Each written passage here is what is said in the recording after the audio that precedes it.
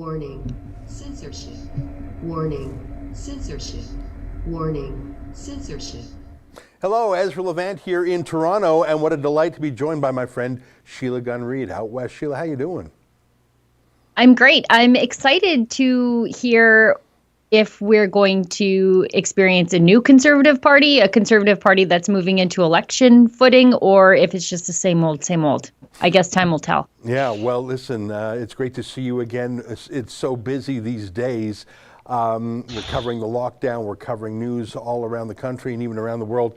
But you and I, for the next, I'm going to guess, 2 hours, are going to be spending it with our viewers watching and then commenting on the keynote speech by Erin O'Toole, the leader of the Conservative Party of Canada. Starting yesterday, I believe it was, going through today and tomorrow, is the party's convention. But of course, in the era of the pandemic lockdowns, there is no convention facility in Canada I'm aware of that could host such a thing.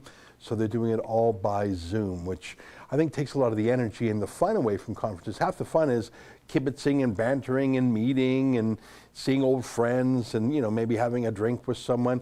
That's all gone. It's replaced with the sterile Zoom meetings of the last year. I don't blame the party for that. It's going to be interesting to see if they can overcome those things, because typically parties get a bump out of their convention. Remember, when the Republicans and the Democrats have their nomination of their president, they turn it into a presidential candidate, they turn it into a big deal, and they dominate the news media coverage for 3 days. They expect a few bumps in the polls. Erin O'Toole desperately needs that. He's trailing in the polls and has actually gone down since he was elected leader. So I think he has to really hit it out of the park today. Yeah, I do too. And, you know, I've seen the Conservative Party bragging about the the increased attendance of their virtual conference. But what does that really look like? Is that just people registered to attend these sort of side meetings? Is that people who just put their name down on the list, or is that actually people tuning into these Zoom calls? Because I don't know a single person who's tuning into these Zoom calls who isn't an MP or a really dedicated activist. I just don't know any normal people who normally go to these conferences that is engaged in this thing at all. I haven't heard anything. Well, I have a slightly different experience. Last night late, I got a phone call that there was some policy debate, and it was just completely shut down in the face of the Constitution. It was a policy debate about a social conservative issue that Erin O'Toole and his leadership didn't want. So it was just shut right down. And so I have heard that there are some policy activists within the party who are trying to do something. And I got a call last night complaining that it was just crushed. And I thought, well, you know what, Erin O'Toole, one of my chief criticisms of him is his cancel culture philosophy, canceling his rival Jim Karahalios in the leadership campaign, canceling his rival Derek Sloan on a flimsy pretext everyone saw through, canceling Pierre Poilievre as the finance critic, canceling his affiliations with Rebel News. I don't even understand why, other than the mean girls of the press gallery told him to. I looked through, and maybe our editor-producer, Superman, Justin, give me a little guitar there, Justin. I want to say thanks to you for staying late on a Friday afternoon. Justin, we showed this the other day. The speakers lineup of this convention tells you something. Michelle Rempel is on there, and she is one of the best known Conservative MPs. But how can you have a convention and Pierre Poilievre is not there? And you might think, Ezra, why are you championing Pierre? What are you rooting for him? No, I'm pointing out the obvious, that their best player, their most effective player, who just sliced and diced the Kielburgers last week. Look at the list here. I don't see him. I mean, there's some good people on there. I know Raquel Dancho, there's Michelle Rempel, there's Leslyn Lewis, there's Waleed Solomon. He's not an MP or a senator, but he's, I guess, an honorary MP in Erin O'Toole's mind. That's Patrick Brown's right-hand man, the disaster that was. Where's Pierre? And I say that because if all you do is get rid of anyone interesting or popular or flavorful, you're going to have a very small tent. You'll be the boss of it. You'll have no rivals in it, but it will be very petite. Yeah, and the party is so boring. And normally I like boring politics. Like, for example, I like the idea of Stephen Harper coming back because he was so perfectly boring. His drab sweaters, his boring economist background, his slow and steady hand. But because he was so boring, I mean, he's the perfect foil for Justin Trudeau. He's like the smart grown-up in the room. Yeah. And he always seemed to know what he was doing. Yeah. I don't think Aaron O'Toole has a clue what he's doing or how to grow the party. In fact, all his moves lately are to shrink the party. Yeah. Well, we'll He's see. not engaging anybody. Yeah, well, we'll see what he says tonight. I think this is really his last chance to introduce himself before the election. He's had 6 months. He has had no media honeymoon. I don't know if Conservatives even get those these days. He's really backpedaled on a lot of policies. I mentioned cancel culture. He's endorsed the net zero carbon footprint, which is basically, you can't do that without getting rid of fossil fuels. And I mean, how any conservative can even believe in that scientifically, let alone political, is beyond me. Just a week ago, he said he was no longer against foreign aid. Like, we have 9.5% unemployment in this country, and you're literally going to ship money to other countries, including to China, by the way. It makes no sense to me. So what I'm looking for tonight, Sheila, is I'm looking to see what the final version of Aaron O'Toole is. Now, maybe he keeps changing, but I presume that this is where he will finally drop any mask and drop any pretense. If he's going to drop them, it'll do tonight. Will he still stand against the carbon tax? Will he still be a conservative in any meaningful way? He keeps moving to the left. I think we're going to see the finality of that today. The thing is, if it worked, if he was picking up, let's say, 2 Liberals for every Tory he's losing, I'd say, well, I don't really like it, because if I wanted a Liberal, I'd vote for Trudeau. But I can see the pragmatics of it. I can see the logic of it. You are making the strategic decision that you're going to lose votes from true blue rock riv conservatives, but you're getting more Liberal votes. Or you're counting on the fact that Conservatives have nowhere to go. Or you're counting on the fact that Albertans are going to go for Conservatives no matter what. If it was working, I could at least respect it as a Bismarckian realpolitik decision. You know, we're amoral, we just want to win. But it's not even working, Sheila. No, and especially when you look at what's happening with, as you point out, the activists that are coming, the policy activists that are trying to come to the convention.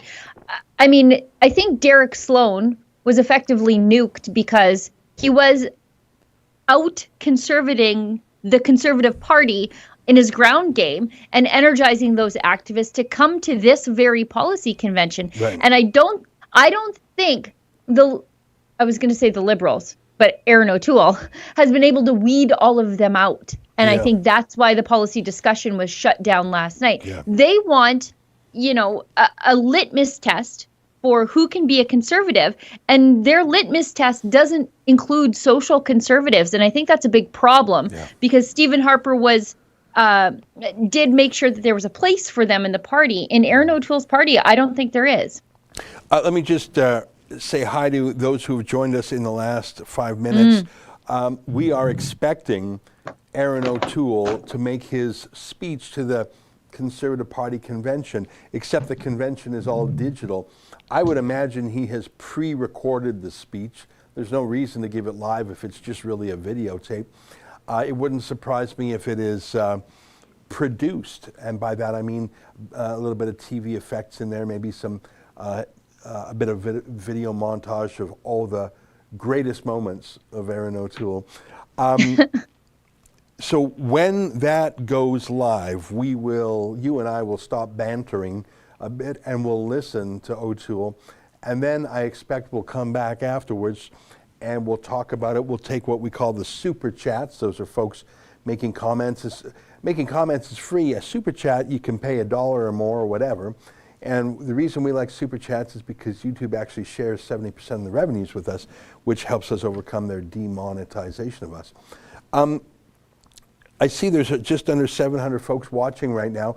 I'd love to pump that up a bit, because if you're going to watch Aaron O'Toole, you got to watch it on Rebel. You don't want to watch it on CBC I'm just told right now that there are 37 people watching on the Conservative Party's page. So come over here, guys, and that's fine. Maybe they just don't know about it. How would they know about it? So, hey, if you're watching now, can you do me a favor? You see under the main screen there's a little thumbs up, thumbs down. Can you give us a thumbs up if you want to? I mean, if you want to give us a thumbs down, go ahead and do that too. But I'm hoping you like what you see. And then there's that share button. And you can share it on any of your social medias. Help me out. Do a brother a favor. And if we can get over 1,000 before Aaron O'Toole comes on, I expect the number will grow. But really, I don't want people to, I mean, you want to watch it on CBC, go ahead. I mean, on the Conservative Party website, go ahead. But I don't want people to watch it on CBC. That's what I meant to say. Sheila, I don't want people to watch the Conservative Party on the CBC. I don't want them to watch it. Like, would you watch the Republican Party convention on CNN or MSNBC? Why would you do that unless you just want a steady stream of hatred? And why would you give them the commercial favor of supporting the CBC? So tell your friends, do not watch this on the CBC.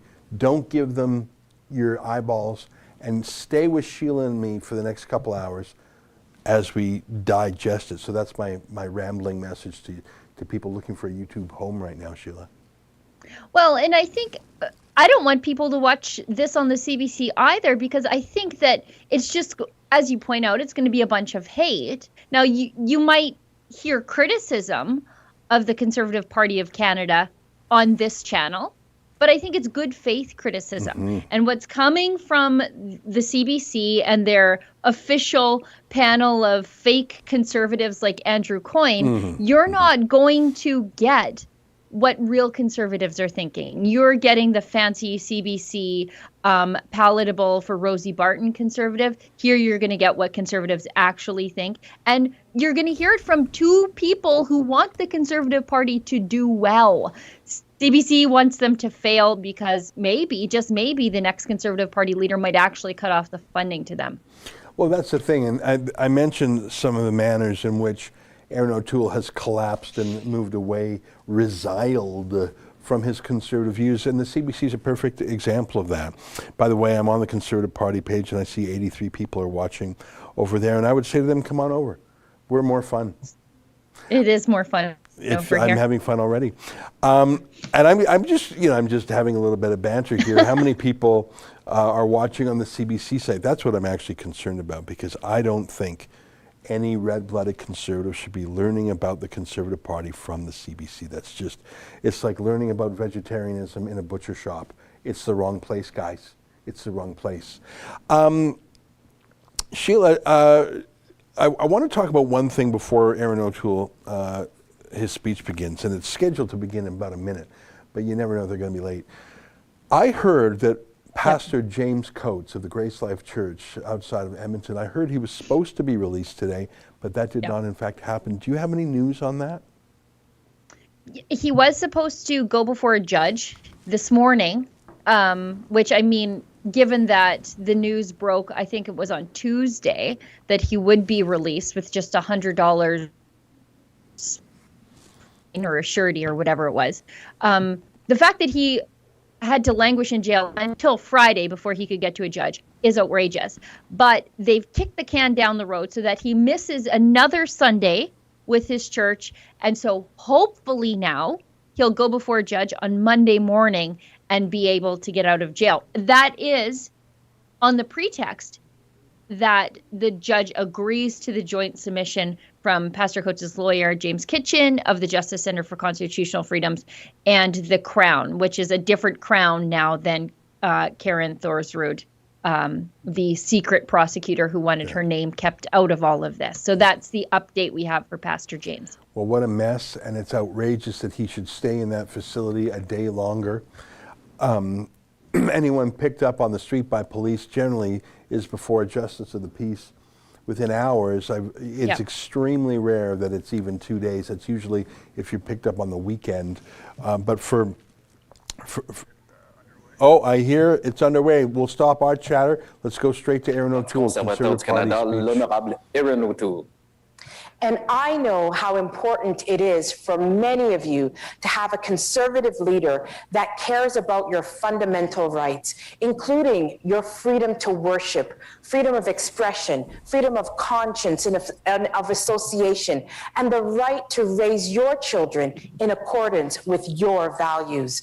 I am proud to say that Erin O'Toole understands how important these issues are to Canadians.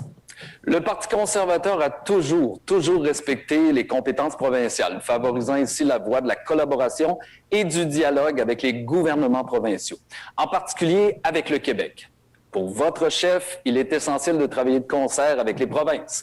C'est l'une de ses priorités. De plus, le renforcement de la nation québécoise est vital à la protection du fait français au Canada. Pour Erin O'Toole, la langue française représente bien plus qu'un simple outil de communication. C'est un élément essentiel de l'identité de notre pays. C'est un héritage qu'il faut préserver. Before inviting Erin to speak, I would be remiss if I did not share a little story with you. I first met Erin in Belleville. He had a fundraiser, and on the same night, I was attending an EDA meeting at the same venue. At that time, I was trying to accumulate my first 1,000 out of 3,000 signatures that I needed to get on the ballot for the leadership race. So I waited patiently outside the fundraiser room because although I really wanted to go in and get those signatures, I knew that it would be rude to crash someone else's fundraiser, especially someone that I'd never met before. But Erin noticed me. He noticed me standing outside and he called me in and he told me that I should use his fundraiser to get signatures for myself because most of the people that were there were party members. Here was my competitor that I had never met before offering to help me to compete with him. To me, that night exemplified character in Erin, integrity, and compassion. Le travail acharné et le dévouement d'Erin lui ont permis d'établir des liens solides avec des personnes de tous les horizons. Il a servi dans l'armée pendant 12 ans, complétant sa carrière militaire au grade de capitaine. Toute sa vie, Erin a cherché à aider les autres et à servir son pays. Après une belle carrière militaire, Erin est retourné sur les bancs d'école pour devenir avocat. Il s'est ensuite lancé en politique pour aider les gens de sa communauté et pour changer les choses et pour faire la différence. Erin understands service, loyalty to family and country, and is someone that I am proud to call a friend. C'est un honneur de vous le présenter. Je vous invite à vous joindre à moi pour l'accueillir, le chef du Parti conservateur du Canada. Introducing our next Prime Minister, the Honorable Erin O'Toole. As we all know, the COVID-19 pandemic has changed the world. Canada has changed. Our party has to change too. Le Canada a changé. Notre parti doit changer aussi.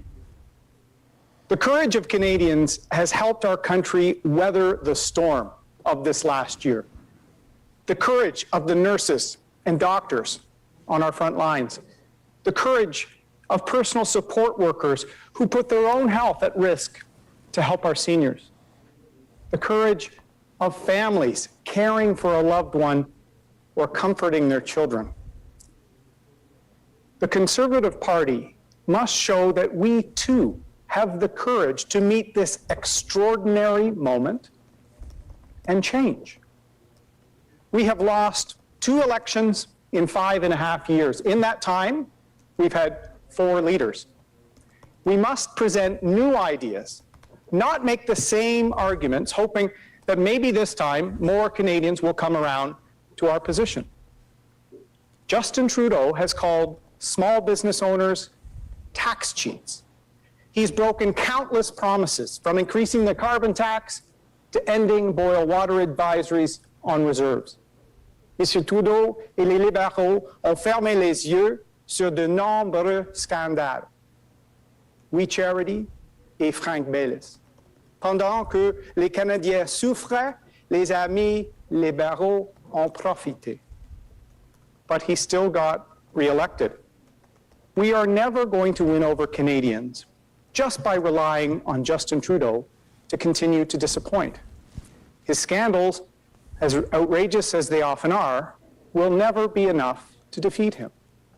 The Liberal government has used the worst health and economic crisis in generations to help some well-connected friends get ahead, while hundreds of thousands of Canadians got left behind. But even that will not be enough to defeat him. The Conservative Party can defeat him, but only with the courage to grow, to move beyond a party that does well only in certain parts of Canada while leaving other Canadians out.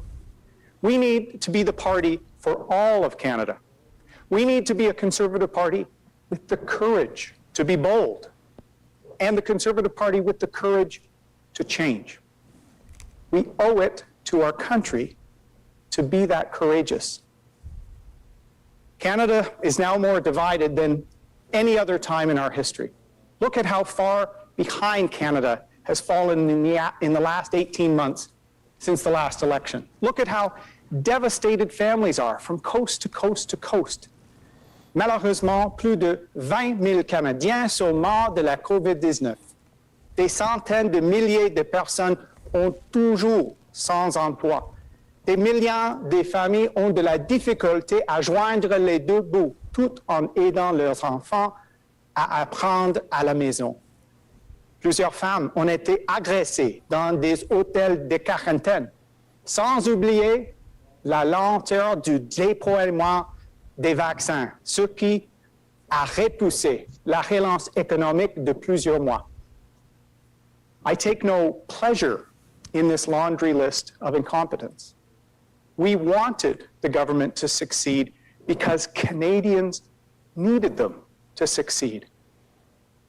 We could not have seen this pandemic coming in 2019 when we lost the election, but now we must acknowledge that the true cost of our defeat was so much bigger than to just our party. Our defeat cost Canada. Do I think things would have been different with a Conservative government at the helm? Absolutely, I do. Ordinary Canadians are relying on us to win the next election. Because, my friends, the very future of Canada is what is at stake now. We cannot afford to lose because Canadians cannot afford for us to lose. Canada is at a crossroads. The two paths before us could not be more different. One veers off into the unknown with more risky shutdowns and unfunded, unknown, and untested changes that will leave millions more Canadians behind. That is the path of Mr. Trudeau's reimagined economy, one where an Ottawa knows best approach picks and chooses which jobs Canadians should have, in which sector, and in which region. It's a path where the well-connected few get richer while working families get left behind. But there is another path, a path of security and certainty. It may not be the most glamorous route, but it will get all of us safely to our destination. It will deliver us to a Canada where those who have struggled the most through this pandemic get back to work. A Canada where manufacturing is bolstered, where wages go up, and where the dream so many families in Canada have of affording a better life for their children can be realized. But Canadians need to elect a Conservative government to take that path and secure a strong future for our children.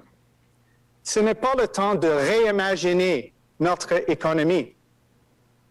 Who else is going to stop Mr. Trudeau's reimagining of the economy? Jagmeet Singh isn't going to. Yves-François Blanchet ne va pas le faire. En fait, il ne peut pas le faire. We are. This outstanding Conservative team, our passionate caucus, our incredible volunteers. The people participating in this convention in the middle of a pandemic. You are here because you love our country. I love our country too, and that is what motivates me as Conservative leader. Together, we will give Justin Trudeau the fight of his life, because there's one thing the Liberals fear more than anything else: a Conservative Party with the courage to grow, to be bold, and to change. And that's the Conservative Party many Canadians are waiting for. They're waiting for us at those crossroads to show up, to say we've learned, to prove we have grown, to show that we have the courage to lead this country along the right path to a Canada that is stronger than ever, a Canada where no one is left behind. How are we going to do that? Today, I'm introducing Canada's recovery plan, a plan to secure our future. Every Canadian deserves the security and dignity of a secure, stable, and well-paid job. Canada's Conservatives will enact a comprehensive jobs plan to recover the millions of jobs lost during the pandemic within 1 year, and we won't stop there. We will take immediate action on the hardest hit sectors, helping those who've suffered the most, including women and young people. We will rebuild Main Street by assisting small businesses and providing incentives to invest, rebuild, and start new businesses. And we will create opportunity in all sectors of the economy and in every part of the country. Second, we will enact the toughest accountability and transparency laws in Canada's history. It's time to clean up the mess in Ottawa with an anti-corruption law. We will toughen the Conflict of Interest Act and the Lobbying Act and impose higher penalties to end abuse by Liberal insiders.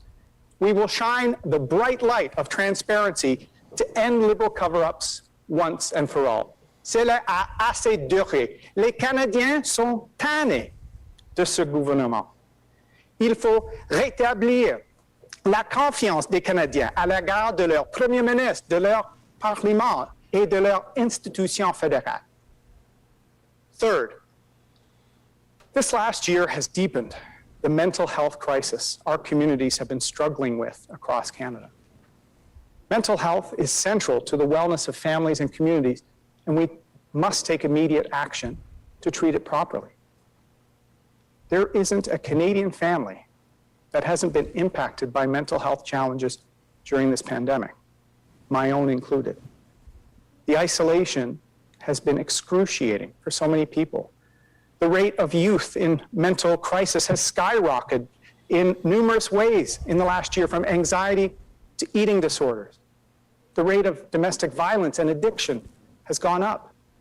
And in British Columbia, more people have died in the past year of drug overdoses than COVID-19. The opioid crisis has become the pandemic of tears within the COVID-19 pandemic. Canadian families are worried about their children.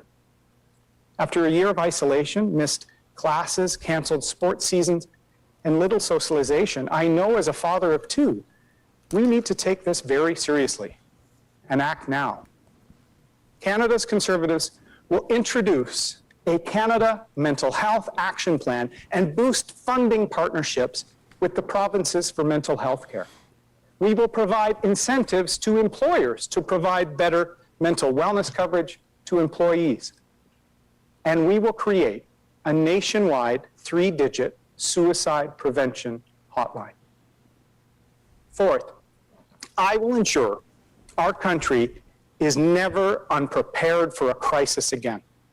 Canada's Conservatives will make Canada more resilient, reduce our reliance on foreign countries like China, and take seriously our responsibility to protect the health of Canadians. We will partner with pharmaceutical companies to increase production of critical medicines and active ingredients in Canada, and we will build domestic vaccine production capacity. We will use government procurement and investments to strengthen domestic production of PPE and other critical products.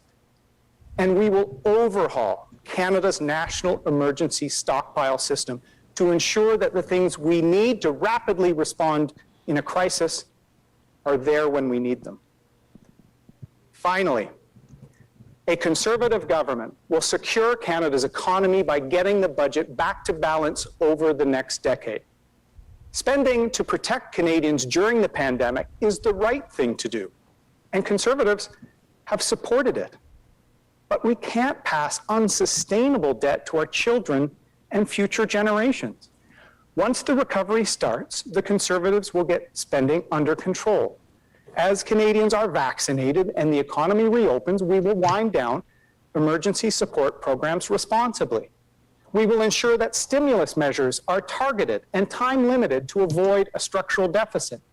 And we will get the economy growing, again, to secure the revenue needed to pay for the government services Canadians depend on. This is the Canada Recovery Plan we will bring to Canadians in the coming weeks. Together, we will show Canadians that we are in this for them, and we are ready to lead. Nous sommes prêts à diriger et je suis fier du plan que je viens d'élaborer avec vous. Un plan qui met l'accent sur les emplois et la reprise économique. Une nouvelle loi anticorruption, le bien-être et la santé mentale des Canadiens, une préparation adéquate pour faire face à toute prochaine crise sanitaire et le retour à l'équilibre budgétaire d'ici une décennie. Il faut aussi protéger nos acquis en tant culturels qu'économiques. Il y a une nation québécoise dans le cœur et le Québec français. Les conservateurs ont reconnu la nation québécoise en 2006. Mon Canada, c'est celui de deux peuples fondateurs avec la contribution des Premières Nations. Cette notion doit demeurer au centre de l'idée du Canada. Je veux protéger la culture québécoise, son patrimoine, son identité. La langue française n'est pas seulement un outil de communication. Elle fait partie de l'identité de notre pays. C'est un héritage qu'il faut préserver. C'est pourquoi j'invite les nationalistes québécois, fédéralistes ou autonomistes à venir partager le pouvoir avec moi à Ottawa. Nous allons former une grande coalition conservatrice. Depuis la dernière année, les libéraux ont profité de la pandémie pour centraliser les pouvoirs en plus d'intervenir dans les compétences provinciales. Je respecte les provinces, de même qu'une bonne gestion des dépenses publiques sans couper dans les programmes provinciaux. Nous défendons un fédéralisme de coopération, même décentralisateur. Un gouvernement conservateur va toujours être ouvert à négocier de nouvelles ententes administratives avec le Québec. Par exemple, nous appuyons la demande des Québécois pour la création d'un rapport d'impôt unique. Au lieu d'imposer des solutions paternalistes, le fédéral doit donner les outils nécessaires aux provinces pour réussir, pour qu'elles soient plus fortes et plus autonomes. Je m'engage aussi à défendre les intérêts du Québec, c'est-à-dire augmenter le pouvoir du Québec en culture et en immigration, assurer des transferts en santé et appliquer la loi 101 aux entreprises à charte fédérale. Les Québécois ont besoin d'une voix forte à la table des décisions. Nous allons agir pour le Québec. Je veux aussi m'adresser aux Acadiens ainsi qu'aux communautés francophones hors Québec. Nous n'allons pas uniquement publier un livre blanc. Au contraire, nous allons passer à l'action dans le dossier des langues officielles. But our new approach won't stop there. There are those that say no matter what we do, we can only win elections when the NDP are stronger. Well, depending on another party's performance is not a strategy. I'm not going to sit around and wait for them to get serious. The NDP no longer stand up for working Canadians and their families. Private sector union workers share so many of our values of hard work, family, and community. Like us, they are proud of what we build here in Canada. They should be voting Conservative. And if we have the courage to change our approach with organized labor, to open our tent to them, we will win their trust. Il y en a aussi qui vont vous dire que pour avoir du succès au Québec, nous devons faire comme le Bloc, être plus comme eux. Mes amis, je ne vous apprends rien si je vous dis que le Bloc québécois ne va jamais aller plus loin que l'opposition. Le Bloc peut seulement présenter des projets de loi symboliques. Il ne peut pas livrer la marchandise. C'est mauvais pour les intérêts du Québec. Je veux solidifier l'unité nationale. Pour ça, il faut travailler ensemble. Il faut unir nos forces. Il faut s'unir, non pas diviser. C'est pourquoi nous devons présenter nos propres idées aux Québécois avec une approche conservatrice, une approche audacieuse qui respecte la spécificité des Québécois et des Québécoises. Il est temps d'opter pour une formation à la hauteur de vos attentes, pour une formation qui peut agir dès maintenant en ayant le courage de changer les choses. Nous allons y arriver. There are those who say we have to get ahead of the Wexit movement. I say there is no other party in Canada more committed to national unity than the Conservative Party of Canada. But there is one thing that will help Alberta and Saskatchewan feel secure and more welcome in Confederation: a Conservative government in Ottawa. Having the courage to change means we can be a champion for hundreds of thousands of families in the West losing hope. Now, there are those who say we need to become liberal to appeal to suburban voters. I say the families in the suburbs of Toronto and Vancouver want certainty from their government. They are tired of the entitlement of the Liberal Party and a Prime Minister under constant ethics investigations. These Canadians want confidence that things will return to normal and that we have a plan to ensure that no one gets left behind.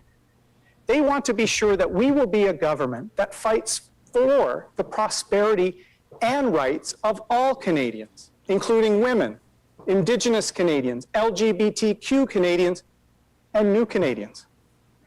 They want to be able to display our lawn signs with pride in the next election and send a clear message that everyone is welcome in our movement. Theirs is the trust we must earn before the next election. With courage, we will give them the certainty that they're looking for. We must also recognize that Canadians expect us to have a real plan for the environment. We need to boldly reclaim the environment as an area where Conservatives are leaders. And why shouldn't we be? Our party was built with farmers, hunters, and anglers, people who respect and live off the very lands and waters we need to conserve. Protecting the environment has always been a core Conservative value. I care about the environment because I'm a Conservative. Je prends la question environnementale très au sérieux. Il faut contribuer à la lutte contre les changements climatiques. Nous devons agir avec détermination pour y arriver. C'est important pour le Canada. There's been a lot of speculation about what I'm going to say about climate change in this speech. To those who are expecting a dramatic moment, I'm afraid you'll be disappointed. But I will say this. From the first days of my campaign to lead our party, I've said two things consistently. One, we all want a green future for our children. We cannot ignore the reality of climate change. The debate is over. But a Conservative government will not solve this problem on the backs of working Canadians. The answer is not Justin Trudeau's carbon tax on the poor, working families, and the little guy trying to make a go of it. I'll also say this, as important as climate change is, getting our economy back on track is more important. We can't have a green future without jobs and growth. Canadian voters should have no doubt. My focus is on jobs, getting us out of the recession, and rebuilding the Canadian economy. Only the Liberals think it's a good idea to raise taxes in a recession. We will scrap Justin Trudeau's carbon tax on working Canadians. Il faut aussi donner plus de latitude aux provinces en matière d'environnement. The second thing I've said is that we must have a credible alternative. We've now fought and lost 2 elections against a carbon tax because voters did not think we were serious about addressing climate change. And I will not allow 338 candidates to defend against the lie from the Liberals that we are a party of climate change deniers. We will have a plan to address climate change. It will be comprehensive, and it will be serious. I love this country. That's why I served in the military. It's why I volunteer. It's why I ran for Parliament. And it's why I serve today as Conservative leader. I love this party. The beliefs we hold in our very core built this great country.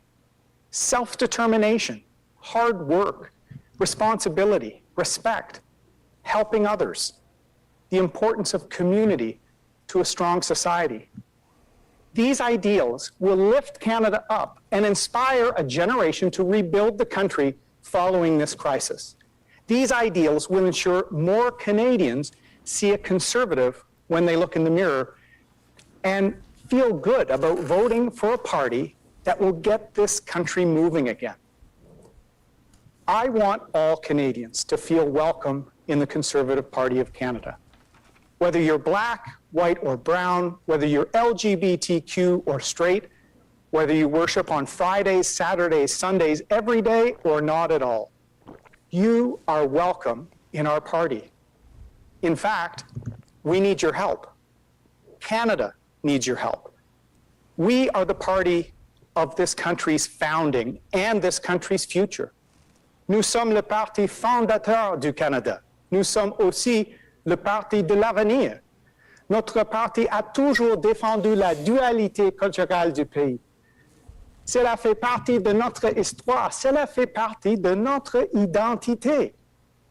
Nous sommes le parti de Georges-Étienne Cartier et de John A. Macdonald, où un francophone et un anglophone, où un bleu et un Tory se sont alliés pour créer un pacte.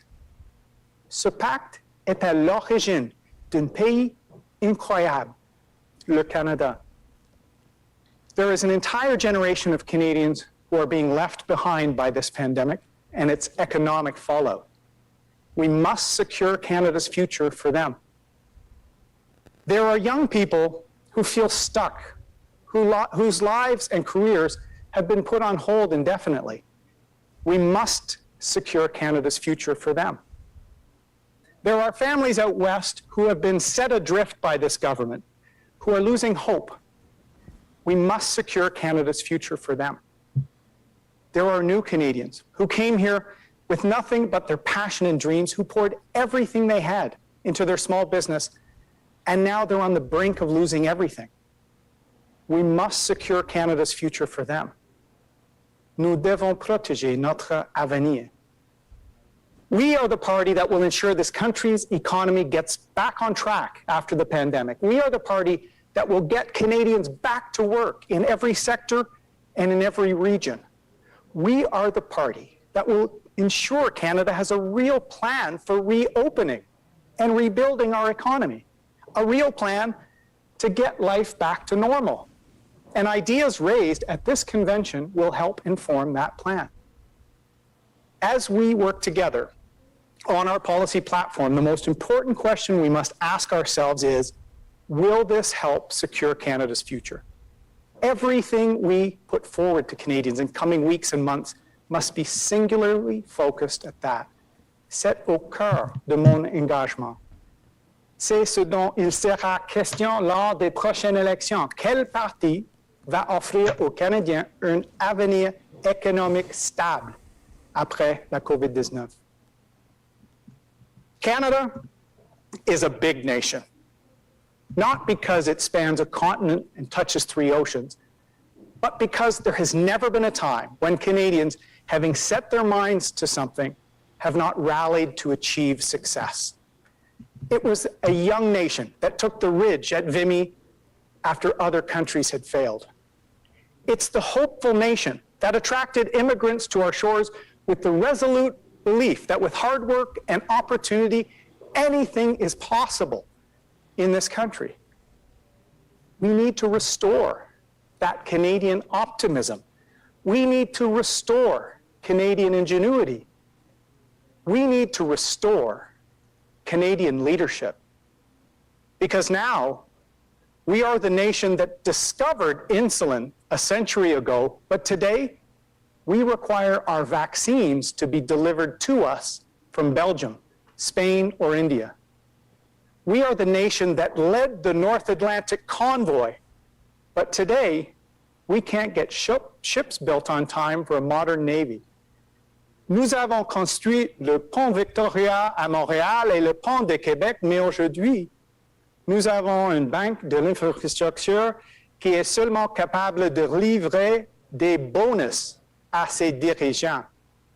We are the nation that built railways across the Rocky Mountains, but today we can't seem to build pipelines anywhere.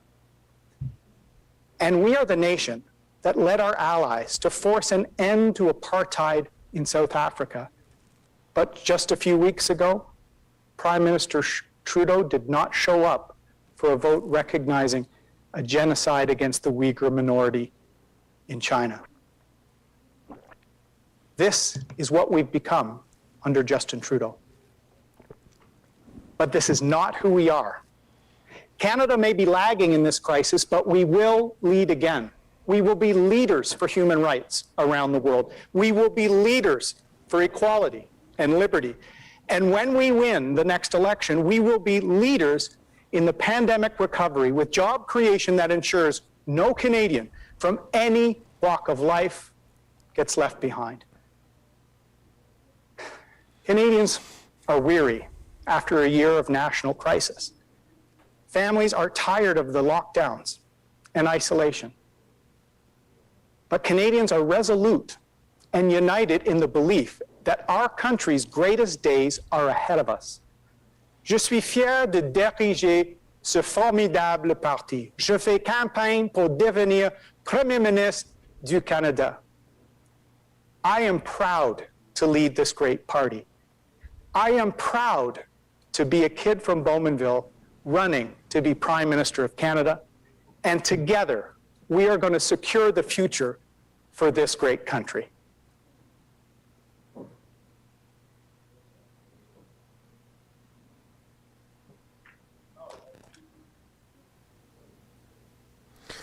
Well, there you have it, Sheila. I'll wave at you. How you doing, Sheila? Hey, boss. Well, there you have it, Erin O'Toole, the leader of the Conservative Party of Canada, speaking for approximately half an hour. It's a little tough when there's no one in the crowd. Politicians naturally feed off the energy of the crowd, applause, laughter, groans and moans and oohs and ahs. Even in the end, no applause, just a wave. I'm not blaming any of that on him. I'm just saying it is an odd thing to see. I've got 3 pages of notes. I've got a lot of things to say. I know you do too. And we also have a bunch of super chats. I'd like to invite folks watching now to click share if they haven't already, and like and subscribe if you haven't already. I'd like to tuck into things, what was there and what wasn't, the good, the bad, and the ugly. Sheila, you'd better start, because once I start, there's not going to be any stopping me. So why don't you tell me the things that came to your mind first? Okay, so right off the hop, it was having Leslyn Lewis introduce him, which I thought was a sort of an olive branch to the SOCONs that I think he's been mistreating, especially when it comes to, Derek Sloan supporters. However, we know that that is all just for show, given the chicanery and things that were happening last night. I noticed that one of the first thing he mentioned was the We Charity and Frank Baylis. So Frank Baylis, and he did it in French. He didn't mention it in English. The We Charity that is like all over English language news. He mentioned we in French and Frank Baylis in French. And Frank Baylis is the former MP who got a $237 million sweetheart contract. And then the key policy that he announced first, the policy idea, was the Recovery and Jobs Plan.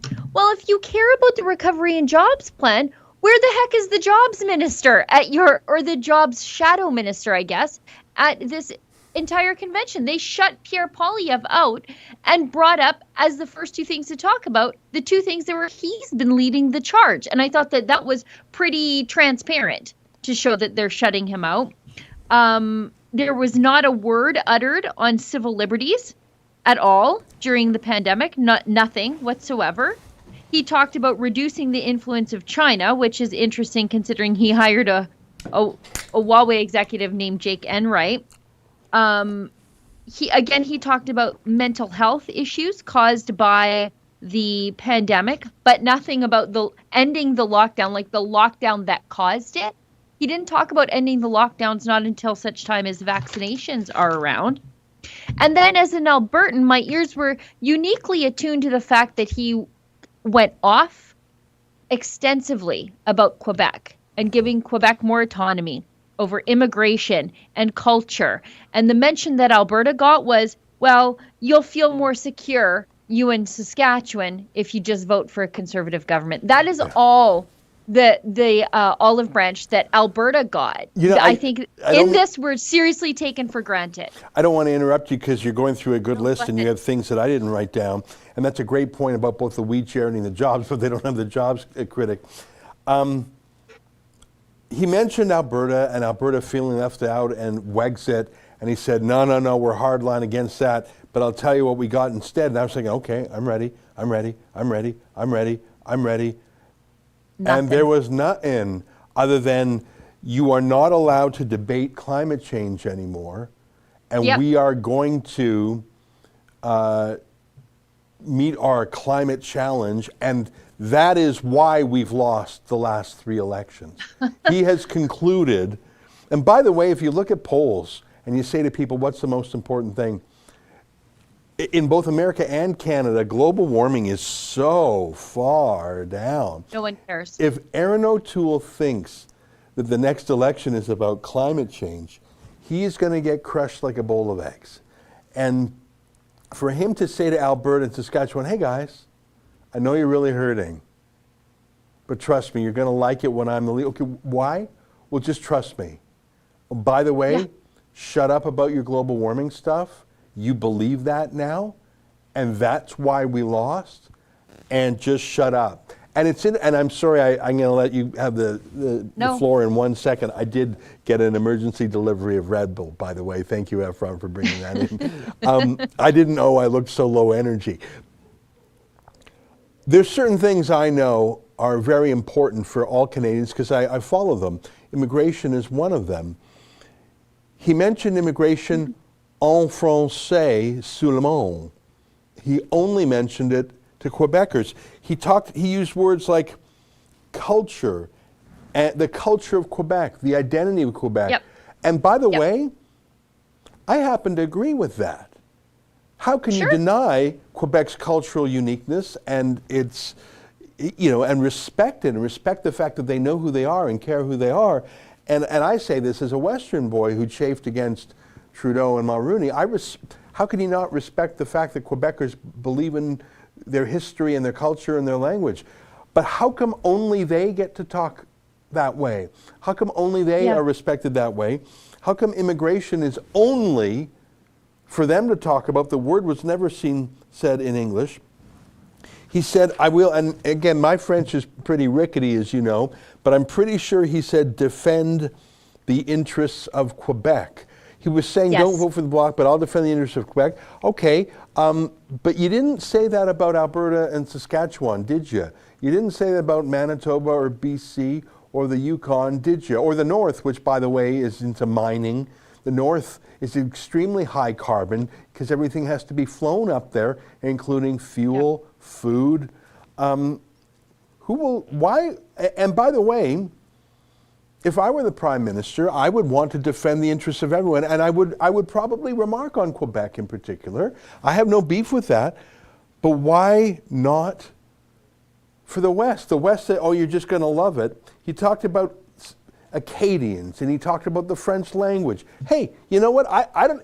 He talked about LGBT. I guess he left out the Q and the 2 and the plus. He's not quite that woke yet, but I don't think that's been a big problem in the Conservative Party. There's been gay people in the Conservative Party, gay cabinet ministers, gay. That's not the leading edge. You know, gay marriage has been the law in Canada for 25 years.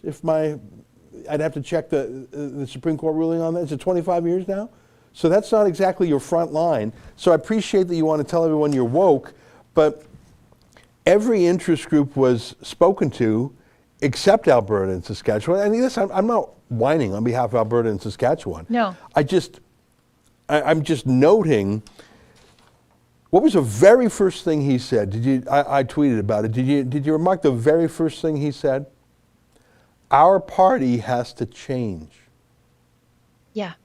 Oh, okay. Now that wasn't your pitch when you were running for leader. Has to change how? And so I was listening. Do we have to change on Quebec? Well, not really, because what he said doesn't seem really. I mean, he sounds like he's pushing bilingualism and special status, but that really is not too far away from Stephen Harper was. Pushing LGBT. That's been de facto party policy. I mean, when was the last time the party challenged any of that in Parliament? That's not the front line. So what does he mean by change? Balance the budget in a year or in 10 years? That's not a change. Pandemic preparation, okay, that's a great message for 2020. I'm not sure if it's really fresh for 2021. Mental health, all right, everyone says that. I'm not sure how big of a function the federal government has in health, which is a provincial jurisdiction. Accountability, transparency, corruption, lobbying. Yeah, okay, Stephen Harper had that in his top 5 too. I got no beef with that. Jobs plan, incentives to invest, create opportunity. That sounds pretty liberal to me. In fact, he later said that he wants to, I just wrote down the note somewhere. He talked about investing in I can't find it in my notes here. Government involvement in PPE, he said. I don't like that. But Yeah. I was waiting for, okay, we need the courage to grow. We need to change. We have to change. Courage to grow something. Okay, what is it? I'm bracing for it. I'm bracing for it. I think it's global warming. That was That's the only thing I heard that was different.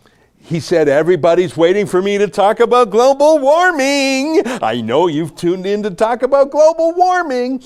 No, I really don't think people did. I think some lobbyists did. I think the Liberals did. Yeah. I think the media party did. I think the worm tongues who were whispering in your ear did. I think the lobbyist group, Canadian CleanProsperity.ca did. Justin, if you can pull that up, I don't know if you could show that image. If you look at the party's official convention page, the approved sidebars, there's this carbon tax lobby group called CleanProsperity.ca. So I'm waiting. What's the bitter medicine I've got to take? What do I have to have courage to change? And you see right there, so these are the official related events. And number 1, Clean Prosperity, how to create a winning conservative climate plan. Click on that. And it's a lobby group, and the oiliest lobbyist in Ottawa is on there, Ken Bosencool, the worst. And they're pitching climate change, global warming.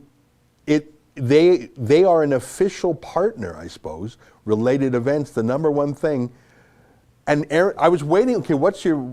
There were some things I have no beef with. Balanced budget, good idea. He says he wants to reach out to organized labor. No, I don't think that's going to work. That means union bosses, working people, absolutely. And by the way, try doing that if you're, look at this. On the homepage of Clean Prosperity, Western Canada poll shows once again that Conservatives should reconsider carbon pricing. Hey guys, come on, 2/3 of Western... On what planet? Yeah. I mean, so they're the honored guests at this. You and me, Sheila, we have to have the courage to grow, to be bold, to change. We've learned. We have to prove we've grown. I'm looking at the notes here. And hey, I know everyone tuned in because you're really waiting for me to talk about climate change. Nah, mate, we're actually, we're in the middle of a lockdown. He said, Sheila, he used the phrase, I just want to say it here.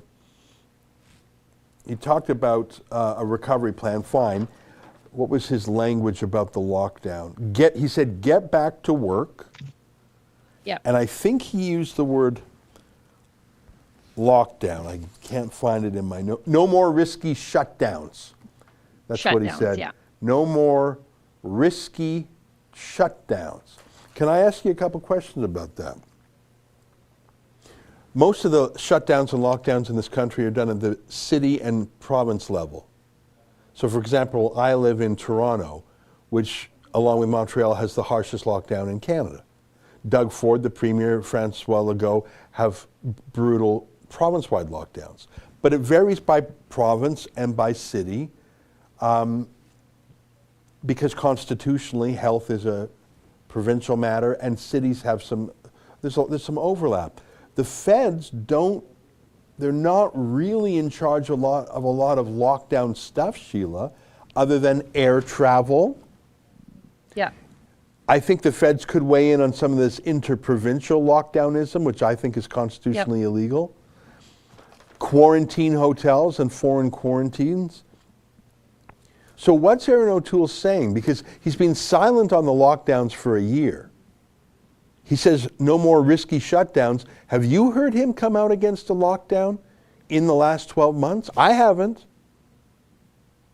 I mean, tell me, maybe I missed it. Am I being dumb? And he said the lockdown or the... No, and in his speech he said basically that the shutdowns will end only when everybody is vaccinated. That's what it sort of sounded like to me. In his, one thing that I noticed that was absent from his speech, again, a major conservative issue that conservatives care about, particularly in the West. He mentioned pipelines as a throwaway line. Yeah. Like, as we can get railroads built back in the day, blah, blah, blah, but we can't get pipelines built. That was it. He didn't bring it up, and he never mentioned Keystone XL, not even once. And by the way, saying they can't even get pipelines done is different from saying, I will build a pipeline. Yeah. Well, and how are we going to build a pipeline when we've got this magical blue carbon tax that he's proposing? Because he didn't rule it out. Yeah. He said that he is coming up with his own climate plan. Well, what does that mean? Because when I hear a politician say climate plan, I hear a politician say it's going to cost more at the pumps. That this is our carbon tax versus their carbon tax. Yeah. He said we've got a plan to get back to normal. And I think you're probably right. I think all he means by that is we're going to get vaccinated. I don't even know what he means by that, because is he saying, well, you know what? Did you hear that plan? Like, he says, we're going to call it Canada's recovery plan and we're going to make 1 million jobs. Okay, so you said that. That's a goal maybe, but that's not a plan. A plan is how you achieve your goal. My goal is recovery. My goal is 1 million jobs.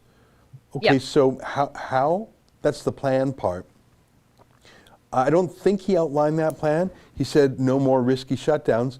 Does that mean he's going to, I don't know what it means he's going to do. Is he going to tell Francois Legault and Doug Ford they can't lock down anymore? He's going to tell Toronto and Montreal. He's going to tell Quebec they can't have curfews anymore. So is he going to order restaurants open in Toronto? What does it mean when he says no more risky shutdowns? Is he going to tangle with the premiers and the mayors? I think all he can control are those federal things, which is basically border stuff, air travel stuff. Has he said he's going to lift any of that?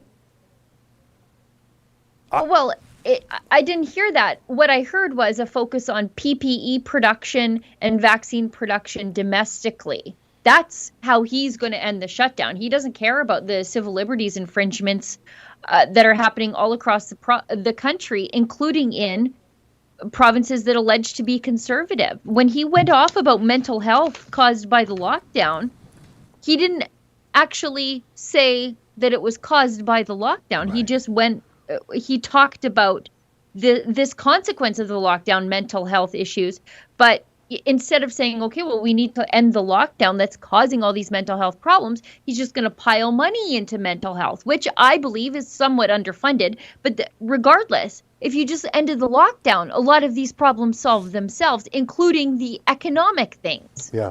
And by the way, the PPE production talking point would have been really useful a year ago. But you mentioned, he talked about Frank Bayless, that's the former Liberal MP who got a $250 million contract for ventilators or whatever, and his company had no experience with it, like total absolute profiteering. I don't think there's a PPE shortage anymore. Maybe I'm wrong on that, Sheila. I think a year into it, the supply chain has sort of worked itself out.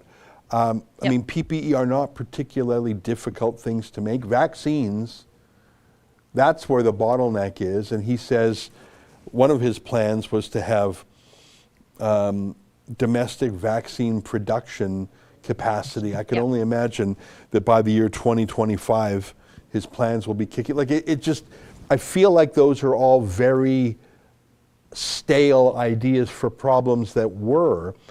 And you're right, he didn't once mention civil liberties. He didn't once mention the cause of the unemployment, the cause of the mental health. Mm-hmm.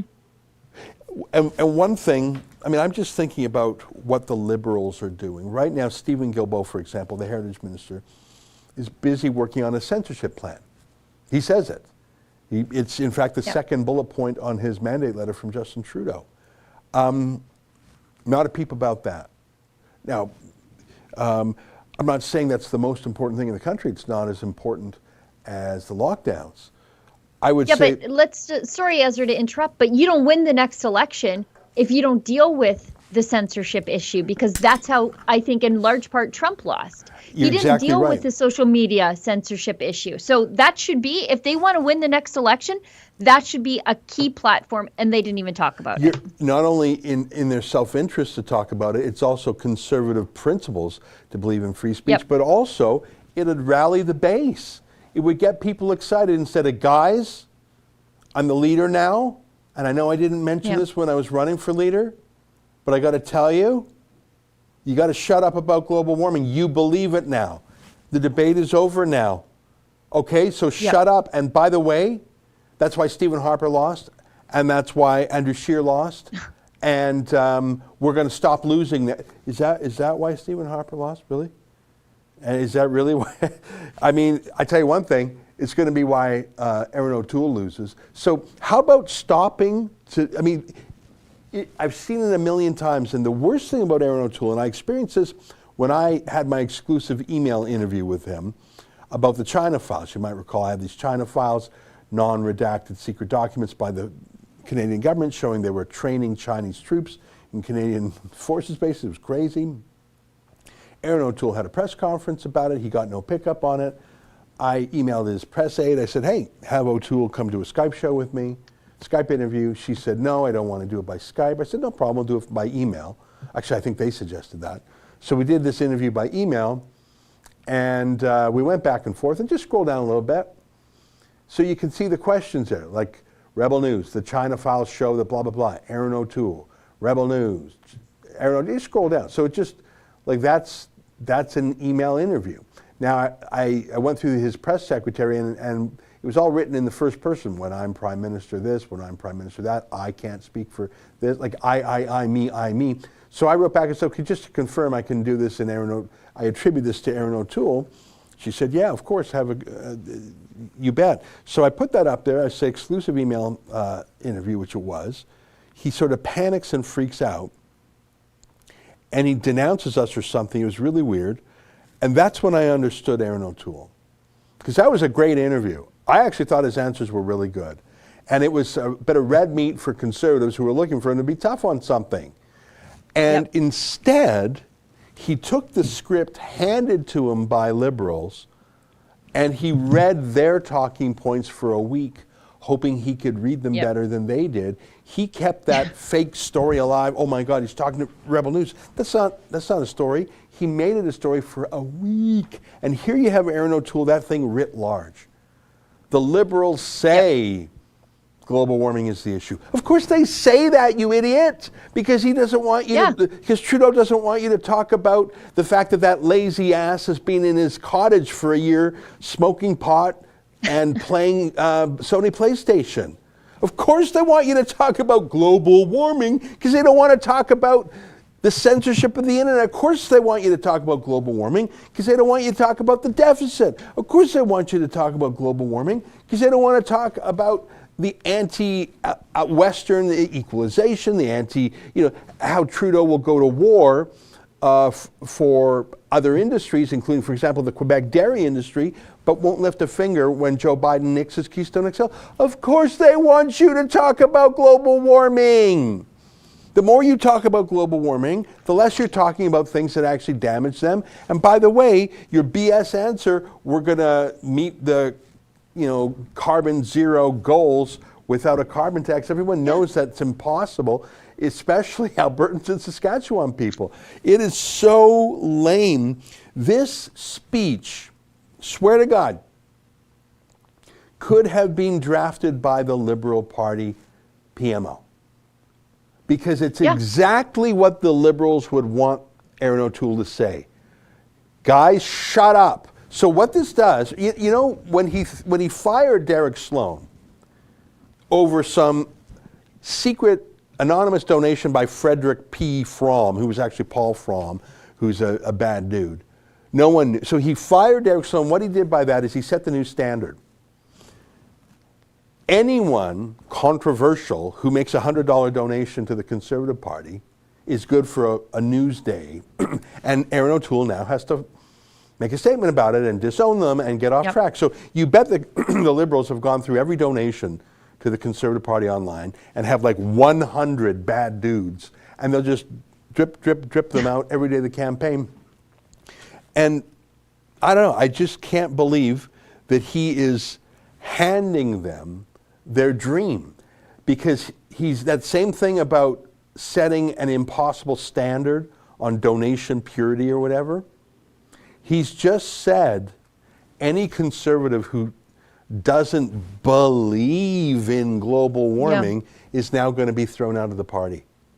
So just like he raised an impossible standard, you know what? You cannot know the identity of every single donor to your political campaign. Derek Sloan had over 1,000 donors. I think he had 10,000 donors. You don't know who, it's all automated anyways. Aaron O'Toole said it's a firing offense to get a donation from someone who's not bad. And today Aaron O'Toole said it's a firing offense to say you don't believe the science of global warming. Well, you don't think every journalist, or rather every Liberal Party war room, is going to go through anything said by any candidate, any campaign manager, any party riding president, and collect anything that shows I'm a doubter in the cult of global warmingism, and drip, drip, drip, drip. Aaron O'Toole, you said that our party has to change. Aaron O'Toole, you said you have to have the courage to change. Aaron O'Toole, you have to be bold and change, and we have to learn and prove we've grown. And you said that the quote, debate is over on climate change. What's that? Aaron O'Toole, yeah, look at that. There's a CBC headline. Aaron O'Toole says conservatives must change. It's always the conservatives who are wrong. Aaron O'Toole isn't wrong. You stupid conservatives are wrong.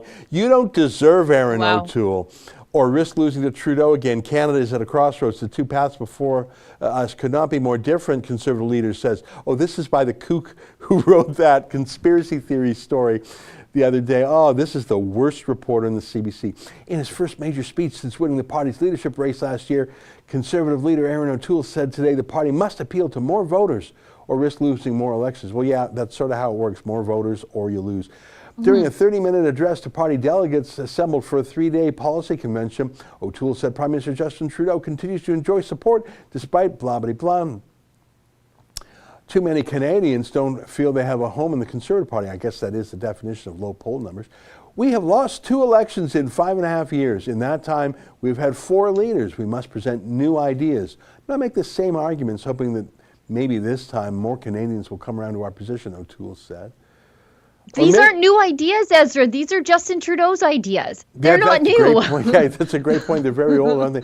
O'Toole said the party will be relegated to the opposition benches indefinitely if it continues to run up lopsided victories in Western Canada rural areas while underperforming in the country's big cities. The Montreal-born Bowmanville, Ontario-raised O'Toole said Conservatives must embrace policies that will appeal to suburban voters. Blah, blah, blah. You know, and part of me really doesn't even care what the CBC says. We know that they love global warming, and we know that they'll support anything Erin O'Toole does to throw out Conservatives, and they'll give him lots of love when they say when he says what they want him to say. But if he were to move in the polls, they would just stab him in a second. Andrew Scheer thought he could win their affections. Stephen Harper thought he could win their affections. They hate you. The CBC hates you. And now every print journalist in Canada is on the dole with Trudeau's bailout. They hate you, Erin O'Toole. When they tell you to rip off Justin Trudeau's platform and be a green agenda guy, they're not giving you that advice in good faith. They hate you. If they loved you, like, how can you take advice from your enemy? If you wanted to do damage to Justin Trudeau, point out that he's a fake feminist.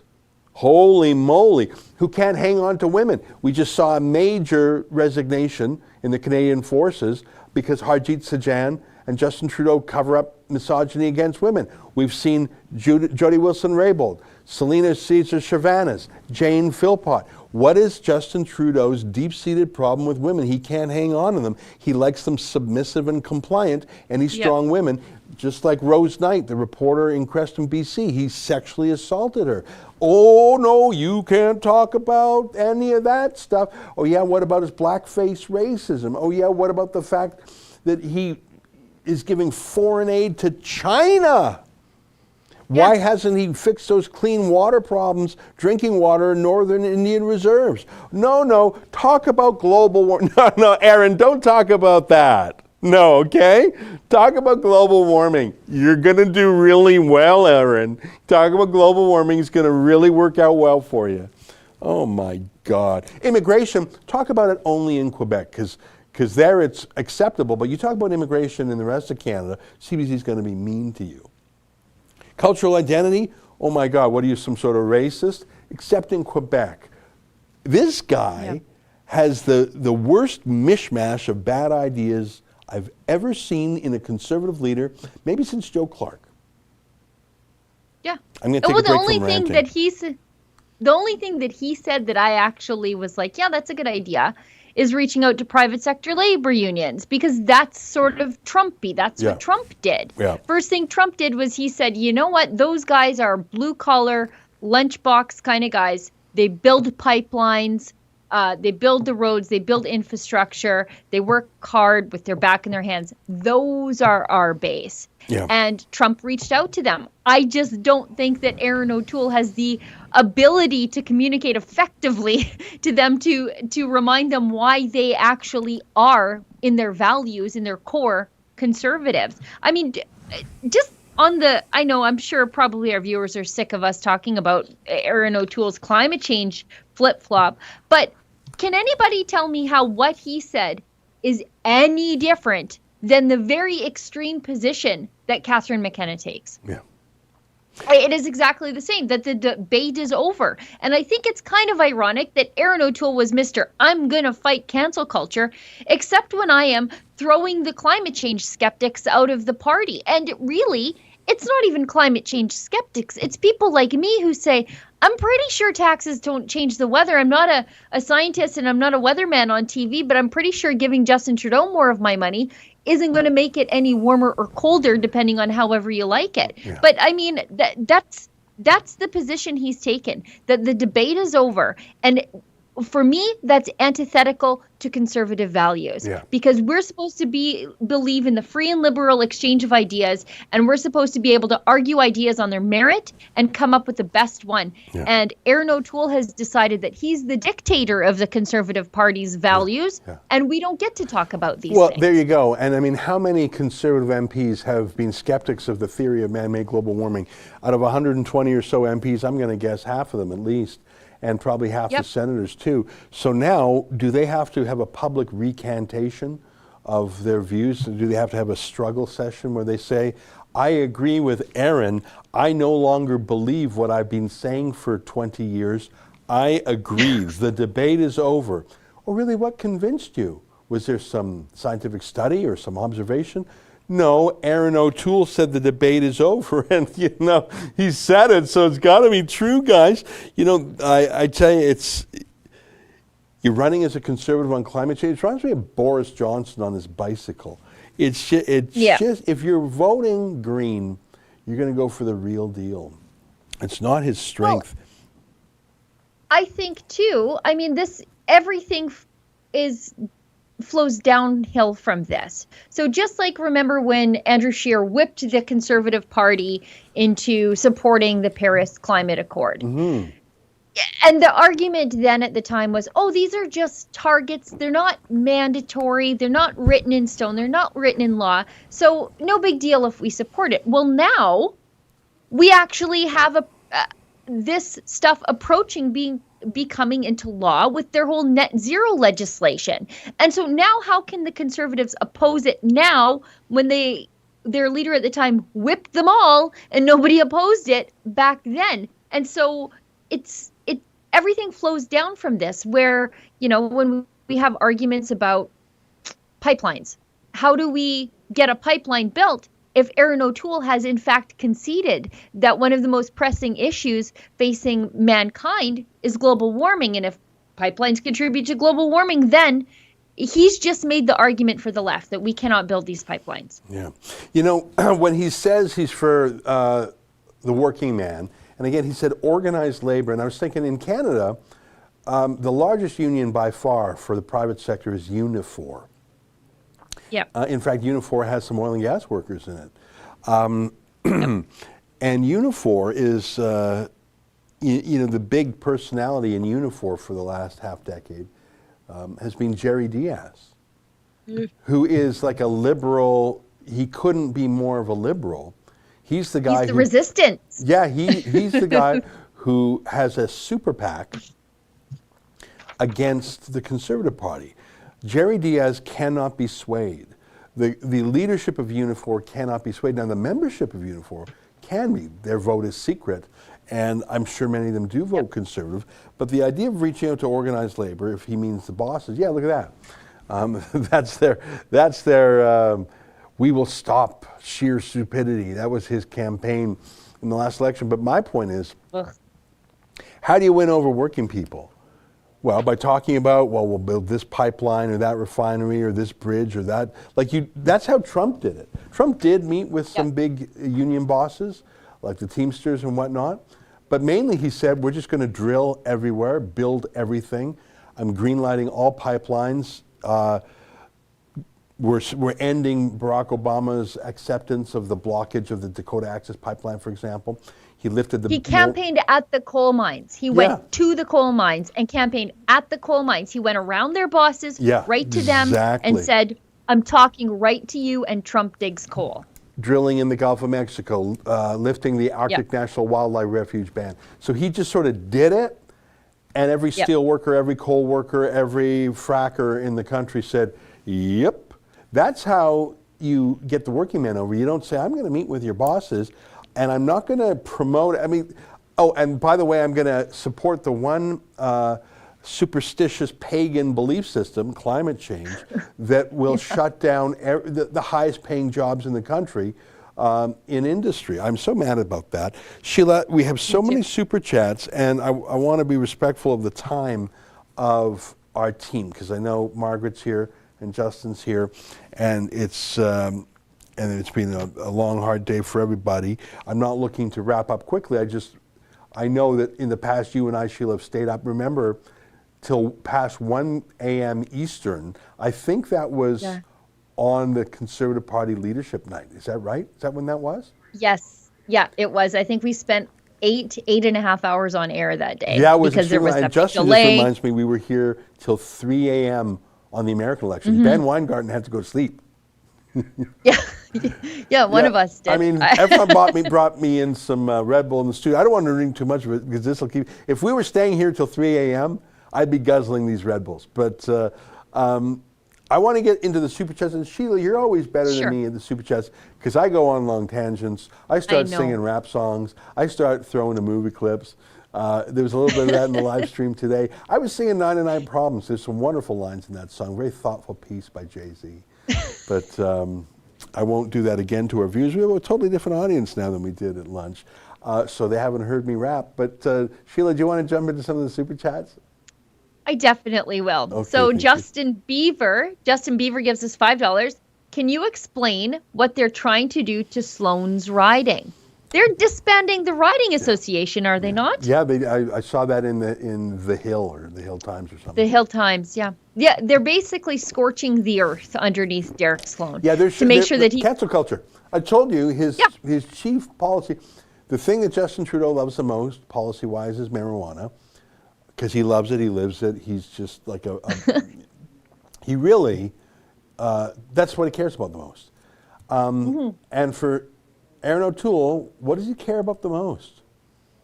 Eliminating rivals, canceling them, destroying them, undoing them.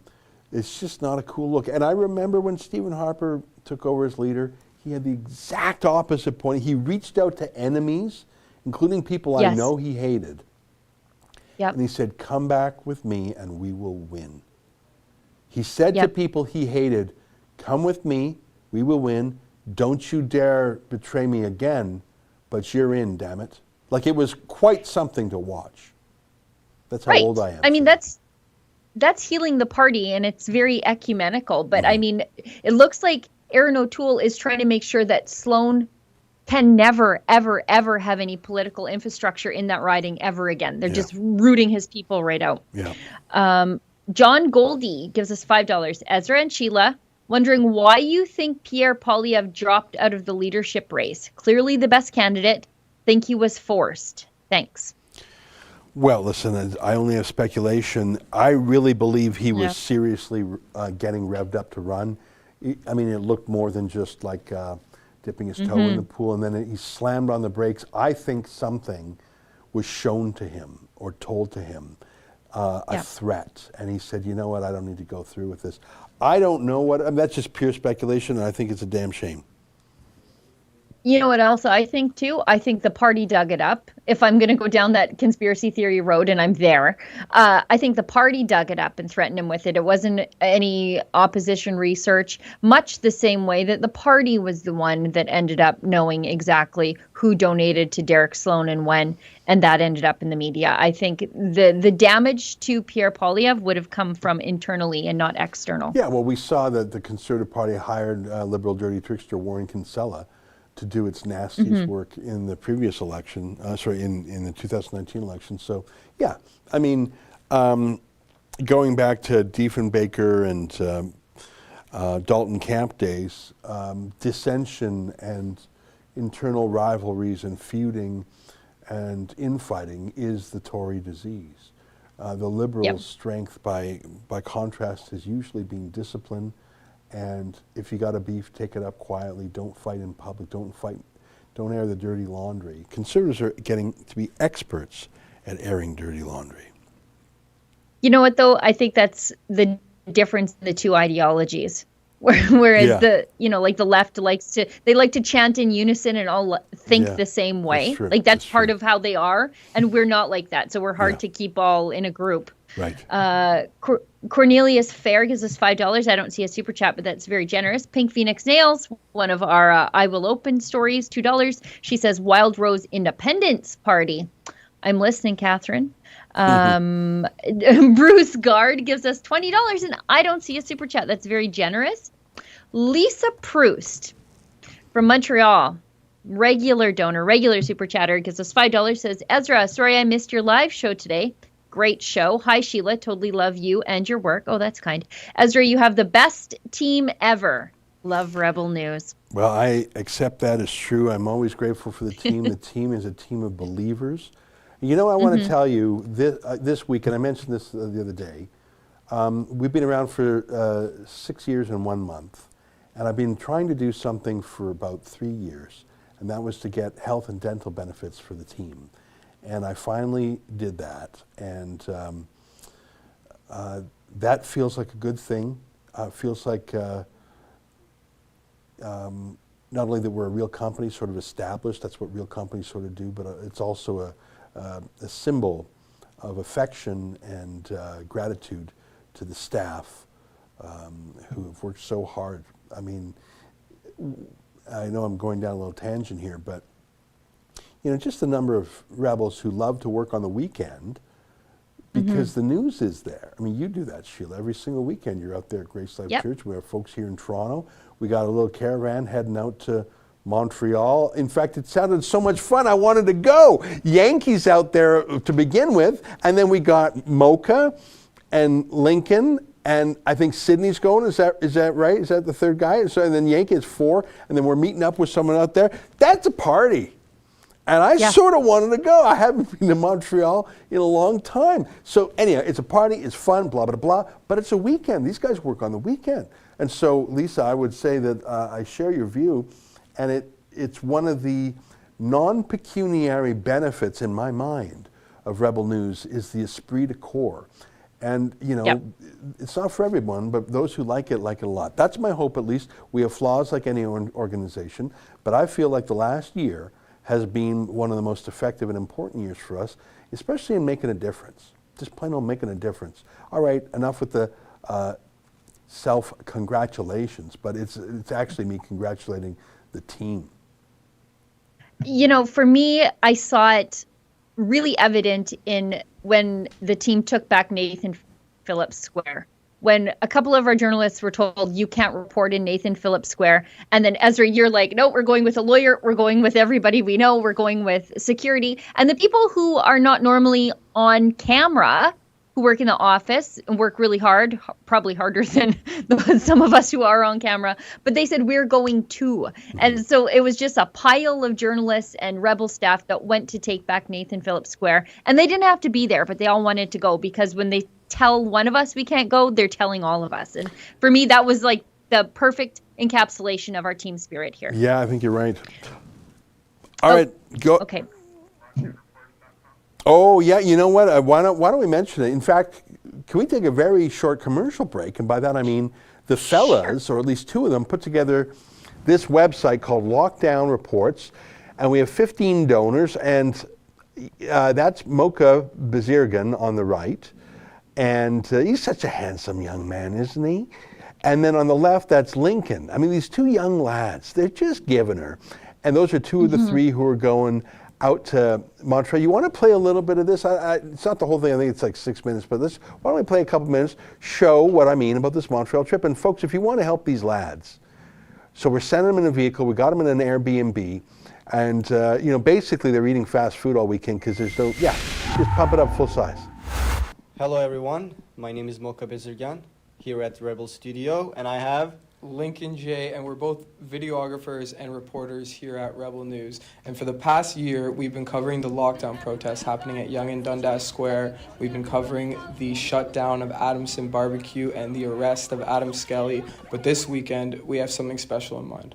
we want to go to Montreal because we saw the footage in Montreal at lockdown protests, and the police were out there with riot gear. And we know in Montreal they have curfews, and we have Yankee down there who is going out every night to report on the police misconduct. And he's been ticketed almost 3 times, right? And if you've been following our coverage at Rebel News, you would have seen that Mocha and myself, we've been doing a fair bit of traveling recently. We've been in Edmonton, Calgary, and now we're going to Montreal this weekend. Don't forget Ottawa. These things do add up, so that's why we're launching a website called lockdownreports.com. So basically what we're asking for is a little bit of money to help out with our gas, our car rental. We have to rent an Airbnb for 2 nights. and food costs. But we won't be living too lavishly on the food costs. We can't. Everything is shut down in Montreal. So all we're asking for really is just some donations from you guys so we can give you the content that you want. We need your financial support so that we can do our jobs. I mean, I think what we're doing is very important because the times that we're going through where government spending almost is exceeding World War II spending. I mean, unemployment, people who are unserved, and the police, what are they doing? So basically, that's why we're launching this website. Once again, it's lockdownreports.com. And basically, this will be used if you guys want to help us out in any way for future missions and adventures that we're going to go on, and basically to continue presenting you guys the other side of the story. The collective forces of the nation has been perverted. Okay, Lincoln, do you remember the day when I called you? You weren't even a rebel employee that time. I called you and I asked, hey, there's something very interesting is happening. Would you like to come and help me, come be the second cameraman? And this was my first day at Rebel News, and it happened to be the day that we caught Patrick Brown unmasked in one of his own city facilities hosting pickup hockey games for him and his buddies. These are the kind of stories that we're trying to bring you at Rebel News. We're trying to show you what's really going on behind the shadow of mainstream media. We're trying to show you what's really happening on the ground from all levels. We want to go to Quebec, we want to go to Montreal, and we want to show it to the nation what the police are doing. This is out of control, guys. I've seen the videos coming from Montreal, and many people, they are not even shooting horizontally. They're shooting vertically. That's why we need to be there and record the police misconduct goddamn properly. You can watch our videos, and we've done a lot of videos about the lockdown protests that happened in Toronto during the stay-at-home order. And the police, Toronto police, were going out and just grabbing people on the street just because they were holding a megaphone, or just because they were holding a sign, or just because they were standing there. We have that visual evidence because we were there. CBC wasn't there. CTV News wasn't there. Mainstream media, even though they published written stories about it, they didn't show the visuals of what the individual protesters had to endure, what they had to face from the collective forces of the nation, which are the police. I want to record what they're doing, and then I want to show it to the people and ask, hey, are they executing your will? Are these agents, are your agents, and are they arresting these people on behalf of you? Are you the tyrant? Who is the tyrant? Who is responsible for this? In Montreal, we don't want the police misconduct there go unnoticed. And we want to be there, record properly, and show it to the world. We've been pushed around by police in Toronto, and we're not afraid. And we'll go down there in Montreal, and we will record. We want to show what they're exactly doing. We don't want to just sit behind, write a story about it. No, we want to show how the police are interacting with the protesters. Because we've seen in Toronto, when there was a stay-at-home order, and we saw that actually I intercepted a message from police radio saying, remove the identifiable leader, arrest anyone with a sign or a megaphone. We've seen the police overreach in Toronto, and we are worried that the same thing is going on in Montreal. That's why we have to go to Montreal and show what's really happening. We've seen protests over the past year happening without any police force like we've seen at the anti-lockdown protests. Are they specifically targeting people that are opposed to the lockdown, or are they simply just running the course of the law? These are the kind of answers that we're looking for when we're on the ground filming. If you want to support us financially so we could do this and show the nation what other media is not showing, all this stuff at Dundas Square, Lincoln, you were there too. When they grabbed the lady with the megaphone, when they grabbed the guy with the Canadian flag just standing there, when they rushed onto him, Just one man, 10 police officers. We were there. We were there. So that's why we want to head out there. We want to show you guys what's really going on there. And if we're down there, you're going to see what's actually happening. Also, when we were at Dundas Square in Toronto, when the police were arresting people just for standing there, we were there to record. But this was right in front of mainstream media outlets' headquarters.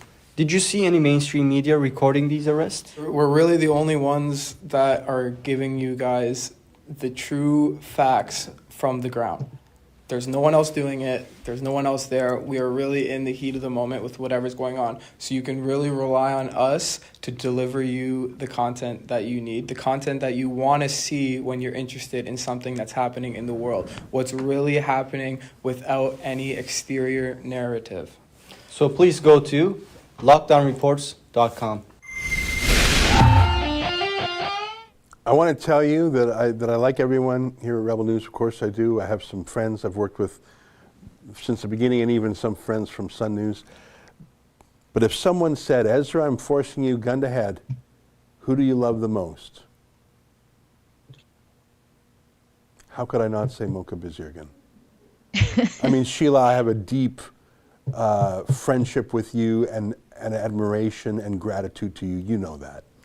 Mm-hmm. But to see that young man, Mocha Bezirgan, who came from Turkey, where he was a freedom activist there, came here very young, and to hear him speak about his work and about freedom so passionately and so authentically. Yep. I love him. And of course I love Lincoln and everyone too. But that is a special young man. And it was a lucky day when he joined us. And he's soft-spoken. I've never seen him so animated there. He's quiet. But he's effective. He's one of our best videographers and editors. And he's an interesting character. I know you did a whole live chat with him one day. Yeah, I mean, that hair like a lion's mane, it just puts him right over the top. You know, doesn't it? It used to be twice as big. He cut it just last week. I know. So let me just say for folks, and we'll get right back to tonight's episode. I thought that was gripping. It's fun to hear Mocha speak about these things from his perspective. Yeah. And so Lockdown Reports, that's going to be a compilation page where we have, and because by the way, Mocha has been traveling every weekend. We've sent him to Edmonton, we've sent him to Calgary, same with Lincoln. Those lads are putting on some miles. And this weekend, they're all going to Montreal, and boy, it sounds like a great time. Just the camaraderie and a new city. And I mean, it's a shame that Montreal's closed, because Montreal is the restaurants and the bars and the shops. That's the life of the city. It's like going to meet a cadaver now, but hopefully they'll help revive it. So I said, lads, you're traveling up a storm. Let's have a compilation page. And look at that. Just in the course of our broadcast here, I think 15 new people or something have chipped in. I'm very grateful to you. Look, obviously, Rebel News would send these guys there, when they say, please help us. I mean, listen, I'm going to pay the bills. The bills just come into Rebel News. But it's nice to have these guys get into the citizen journalism mode, right? Yep. The crowdfunding mode. And I believe, I've always said that's the most honest way to do journalism. The money has to come from someone. Yeah. At the CBC, that someone is named Justin Trudeau. And he who pays the piper calls the tune. At corporate media, it comes from whatever your corporate boss is. So you better not... Huawei. Yeah, Huawei. Here at Rebel News, I believe that when you diffuse your source of funding to thousands of... And I checked just the other day. I hadn't checked in a while. Our average gift is $53. So if you have thousands of people, each one giving you $53 on average... First of all, that's wonderful, because I would rather have 1,000 people give me $53 than one guy give me $53,000, because now I got 1,000 friends, and they're interested, and they're promoting it, and they're like ambassadors of Rebel. And let's say I tick one of them off. It's not unheard of. I'm interested in what they have to say, but a guy who donates $53, he can send me an email, I'll write back. but he can't say, you change this or you're out of business. I had the pleasure of working for Quebecor for 4 years. I loved every minute of it, but I worked for one man, Pierre Colpelado, and you knew, don't talk about the Nordiques, don't talk about this, those are his issues, just don't. I don't feel that way, and I hope our team doesn't feel that way, because when you have diffuse support, you can be independent minded. So I love the fact that these youngsters are doing that. That's the most honest way to live, folks. Which would you rather do? Have two youngsters say, here's what I care about, here's what the money's going to, the van, the fast food, the Airbnb, here's where you put it in, and you do that, and here's what I'll give you. Or fill out a grant application. Which is the more honest way to live? Fill out a grant application to Justin Trudeau and Stephen Guilbeault, or fill out, quote, this grant application to you, our viewer. I think that's honest living, folks. That's my view. That's how to live honestly. And I get nothing but positive feedback about those two young men when they're out in the field. They were both in churches here in Alberta a couple of times now in different parts of the province. And I hear back from the congregants about what nice, respectful young men they are in the churches that they're in.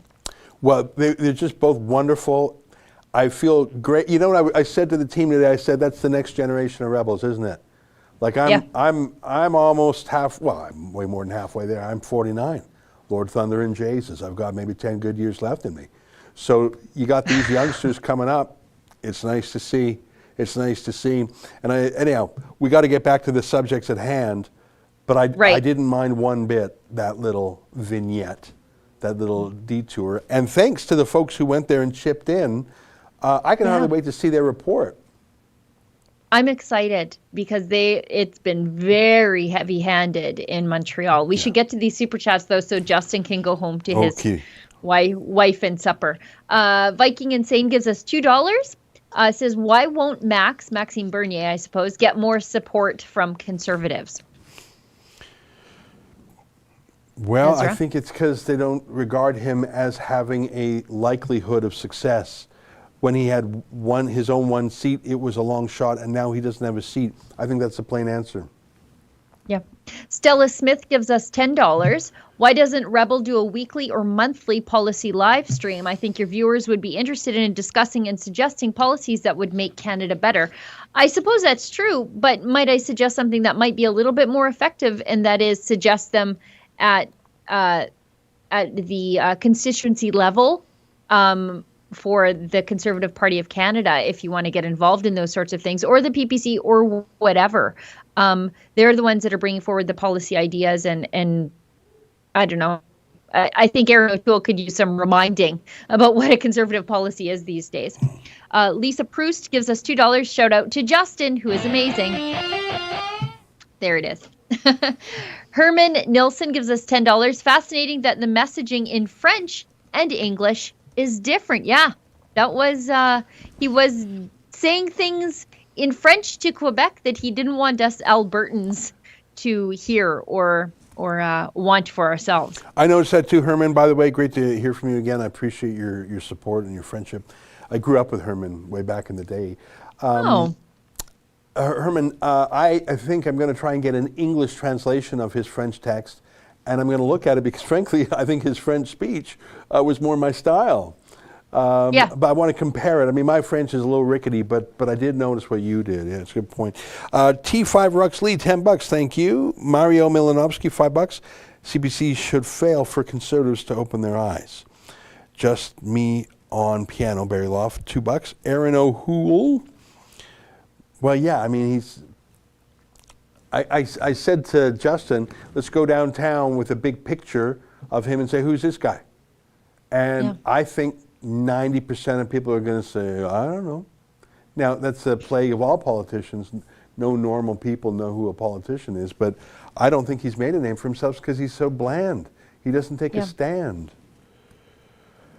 Michael Carey, get this fool off the stage, $5. VIP pools and spas.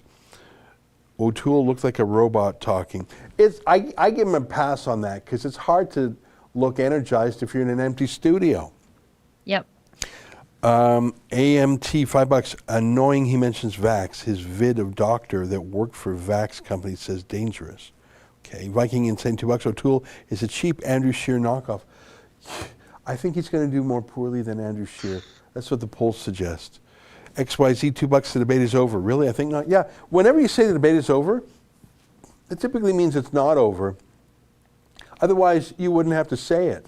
Like, people don't go around saying, no. The debate is over on whether or not the world is flat, people. The debate is over. Yeah, we know. We know the earth is round. We've known it for centuries. Anyone who's been in a plane can sort of know. We know. You don't go around saying, people, the debate is over. We know it's over. If it's not over, if it was over, you wouldn't have to tell us it's over.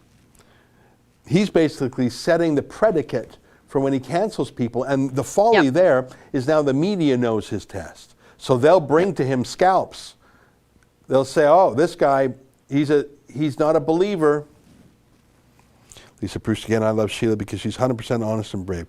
Well, ditto to that. She's great. Pink Phoenix Nails, $2. Whose grandpa got loose? Come get him off the TV. I think you're talking to Joe Biden. I mean, Aaron O'Toole, I don't think he's, early 50s, is that right? I think his age is fine. That's not a problem. Adden Armour, $5. This tool was bought and paid for by communists. Do not fall for its lies. It isn't any better than the garbage currently in control. No, I don't believe he's a communist. I think he is a bit of a globalist. I don't think he's particularly being bought off. I think he just has this bad strategy of how he's going to win. I don't think it's going to work for him. I think he would do anything to win, except for I don't think it's going to work. I don't think it's going to work. I don't know if you have an opinion on that one, Sheila. Well, I don't think that he is a communist. I don't think he's bought off by the communists, unless you're talking about the CCP. And again, I don't think he's bought off with them. I just think that he is, he wants to be all things to all people. And as they say, when you stand for nothing, then you fall for everything. Yeah. Viking Insane, $2. If O'Toole is conservative, then I am Pope. Thank you, Your Holiness. David Cunningham, $5. This fool sold out to Biden. Everything he says is a lie. No, I just don't think that's what's going on here. Julia A, $7. Thanks. Michael Carey, $5. The most important question is, do we need you? I don't know who you is there. If you mean Aaron O'Toole, we need some conservative opposition. That's for sure. I just don't believe he's been on the file for 6 months. Viking Insane, $2. Le Monde du Clun, Le Honk Honk. I got to Google translate that, but it was fun to read. That's Gank, $7. If Doug isn't better than Wynne, this guy won't be better than Trudeau. No such thing as split the vote when they share a boss. Max PPC, our only choice. Yeah, listen, I wish he was a contender.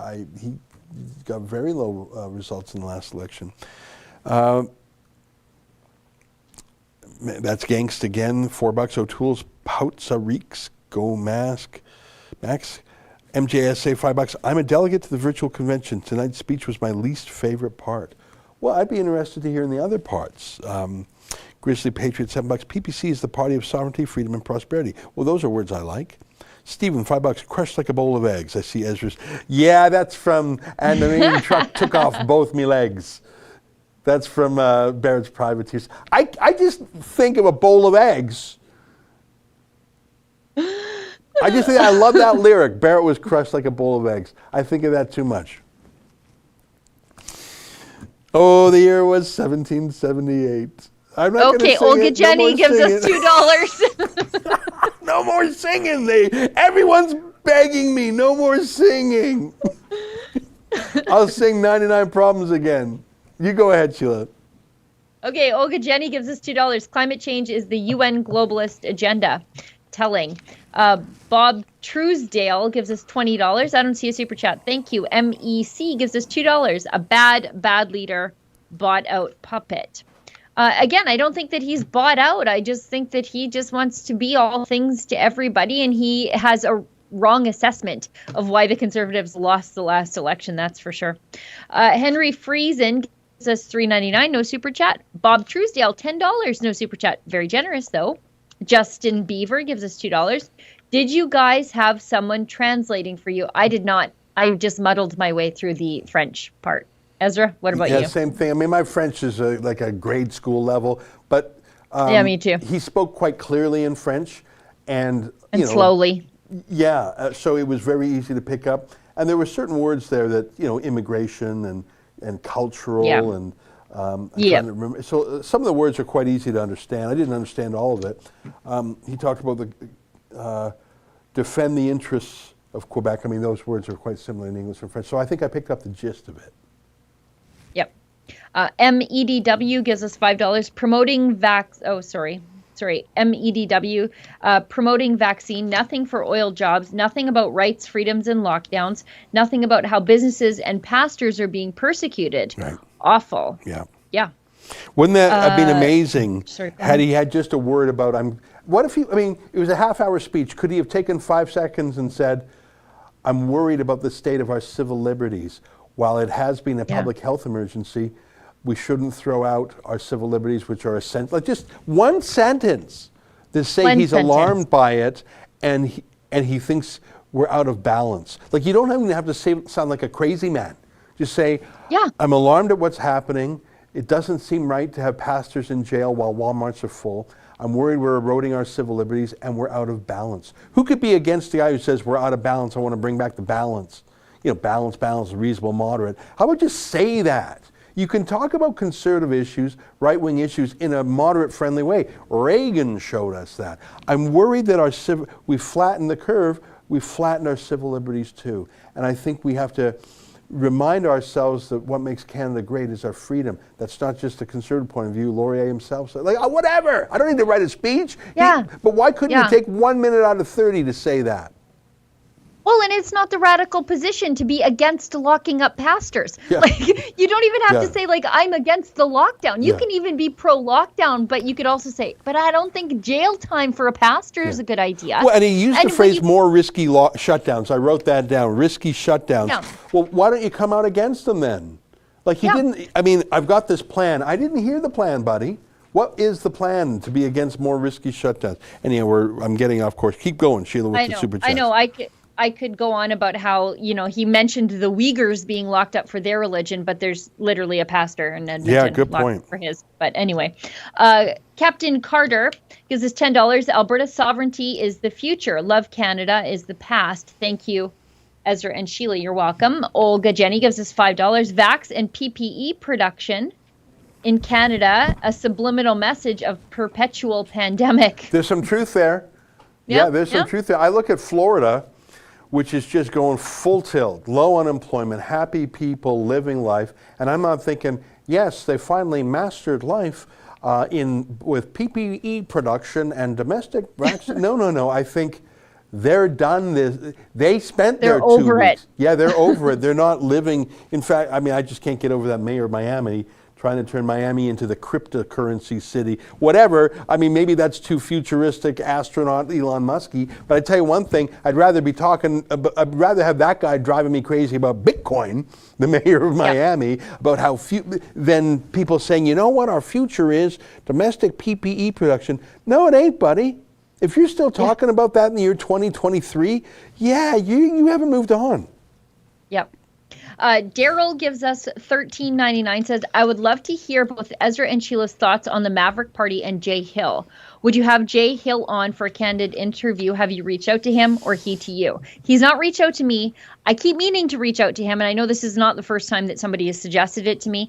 I've just been given her on pandemic fines and lockdowns and churches, but I'm listening to the ideas of the Maverick Party. And when I hear Aaron O'Toole say stuff like, Alberta and Saskatchewan, just vote for us and you'll feel more secure. How? He didn't say. It makes me feel like this Conservative Party is taking for granted my vote. They think that they should just have it and not earn it. Yeah, exactly right. I was waiting for that big plan, and the plan was, the payoff Conservative. Hey, Alberta and Saskatchewan, the payoff for you, the big win, you're looking at them. Yeah, you get all this. Yeah, it's a lot. Nah, mate. Nah, you're wrong. No.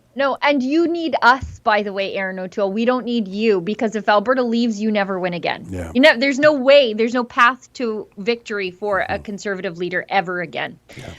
Yeah. D. Broers gives us $10. Build a better Alberta through independence. The Wildrose Independence Party of Alberta, time for change. And look out, we are growing. There's some truth to that too. Herman Nilsson again, $5. Do you have an update on the CCF injunction against the hotel quarantines? You know what? I do not. I wish I did, but I don't. I think they were in court today. They were. I don't know if there's a result yet. I'm just on their Twitter page right now, and I don't see the news there. It wouldn't surprise me if a judge took the weekend on that. Yeah. Olga Jenny gives us $5. Carbon is the gas of life. Life cannot exist without it. Think photosynthesis. So I'm curious, what exactly is the motive for zero carbon? Mm-hmm. Well, there you go, thinking again, and you were just told by your superior not to think about these things anymore. You were told the debate is over, so stop all that thinking. It almost makes me long for the days of the pandemic when everybody was scared of the pandemic because then everybody shut up about climate change. But I guess we're over the pandemic because everybody's talking about climate change again, which are just two things that everybody uses to control your life. Burgerman FPV gives us $5. PPC had my support last election and they still do. Ian McKnight, $5. Justin Trudeau is going to win the next election as long as Aaron is leader. The debate is over. Well, Ezra has an idea about how to fix that. Well, go ahead. And I think who's got name recognition, because that's important. Who can unite the different factions in the party by adding them, not subtracting them. Who's a master of policy, a true conservative. Who's got some gravitas. Well, you know who I'm talking about. Bring back Harper, baby. At bringbackharper.com. Look at that. Look at that face. You see that stern face? That face that says... Love it. You see, that is the face I want. Hey, Justin, can you call up the grinning Trudeau cocaine face? You know the one I'm talking about?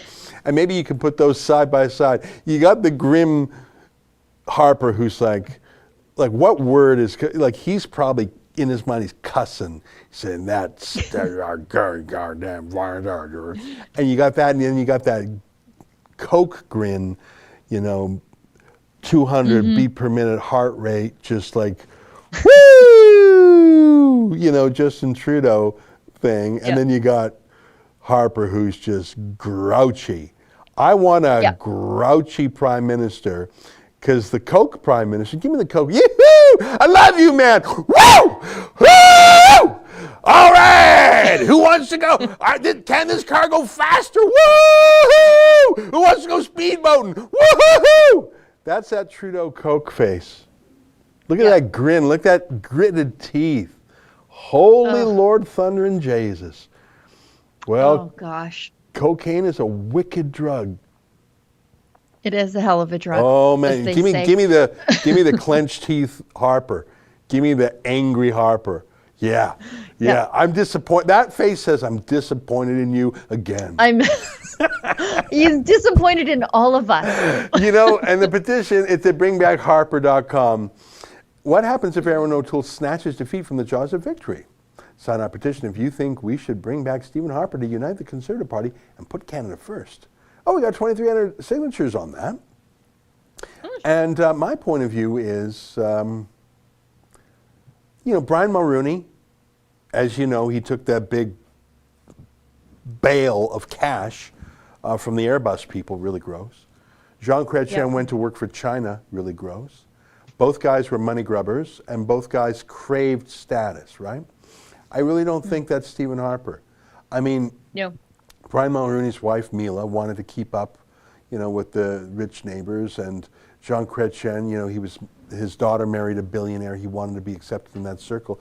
That's not Harper. Harper's wife, Lorene Harper, loves just to hike. She loves nothing more than going hiking. You don't need to be a gazillionaire to do that. Harper is on some boards, I think. He's got his consultancy, but he's not doing it for the cash. I think he's doing it because he still cares about those issues. I see him pop up in Israel and India once in a while. Those are files he cares about. Chrétien took work from the worst regimes in the world.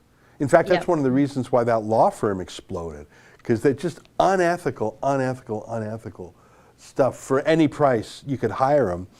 anyone could hire him. I don't think, I mean, Harper's doing fine. I'm guessing he's making a couple mil a year.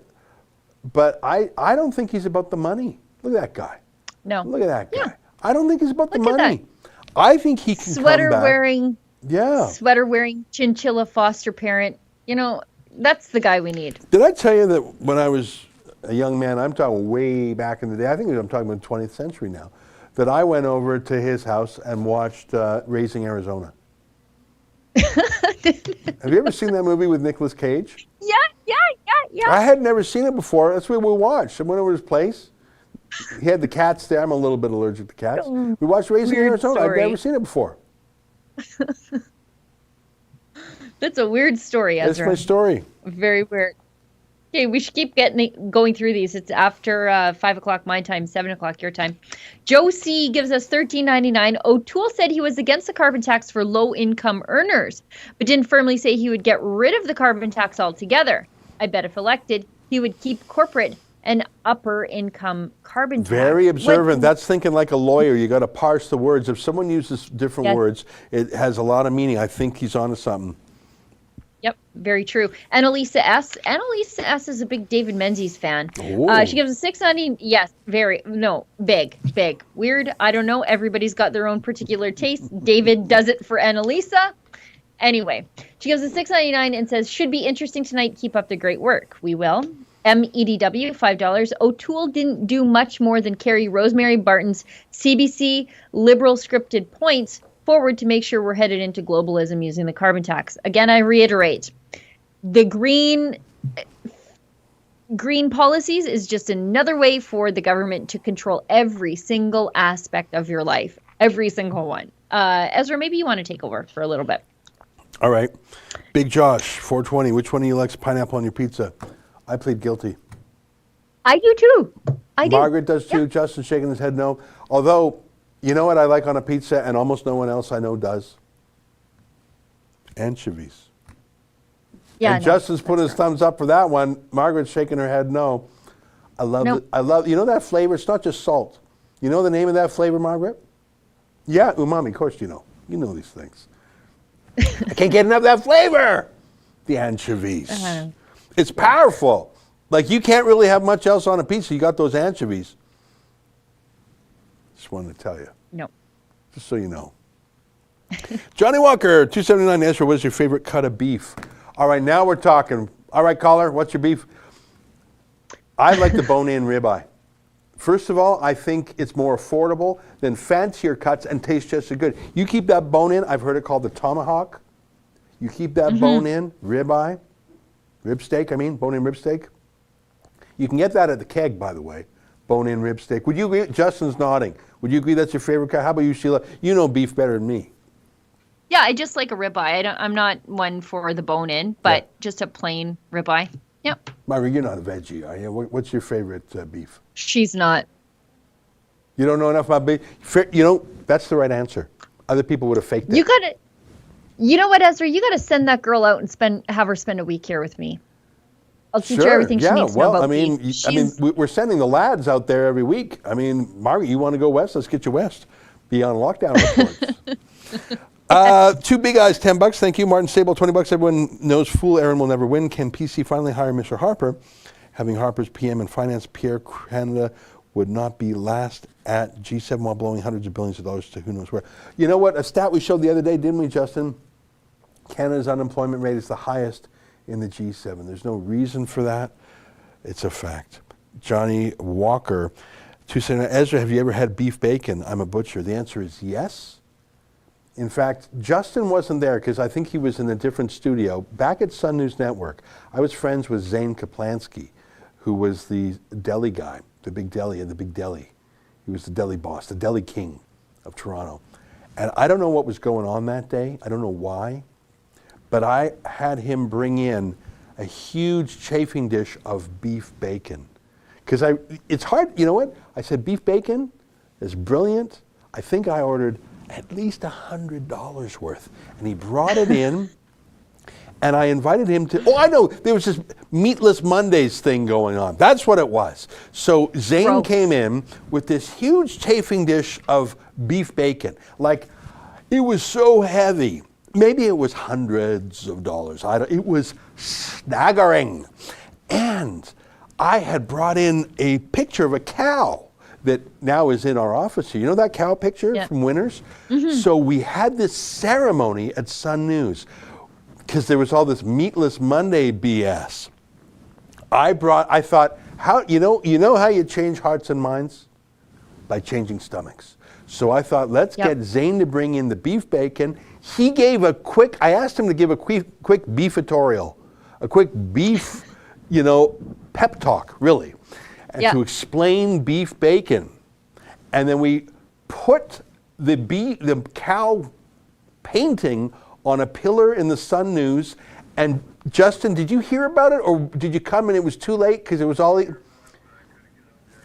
You were in a different building, and I feel eternally bad because that was a wonderful moment at Sun News.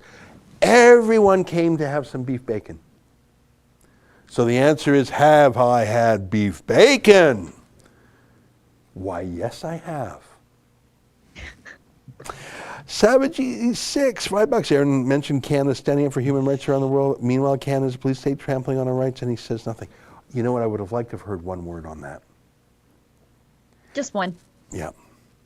Nina Narich, $20. Just call me born free. I don't buy O'Toole's speech at all. He never fought against all of what he said in House of Commons, and he wants to believe him. I was just like watching a standing up comedy. I was laughing. Well, you either laugh or you cry, Gina. So I think laughing. What else are you going to do? Annalisa S, $7. I love these two young men. I still love my menzies, but laugh out loud. You know what? I like these lads, and you've got to love Mocha's passion. I follow him on Instagram. He's a thinking man. Martin Sable, $5. I wonder if cops in the U.S. are behaving more than Canadian idiotic cops, and you do not see much from the U.S. I'm going to say they're a little better, but really it's a few police forces in Canada. I think the Toronto police force is especially bad. We're suing them, by the way. Yep.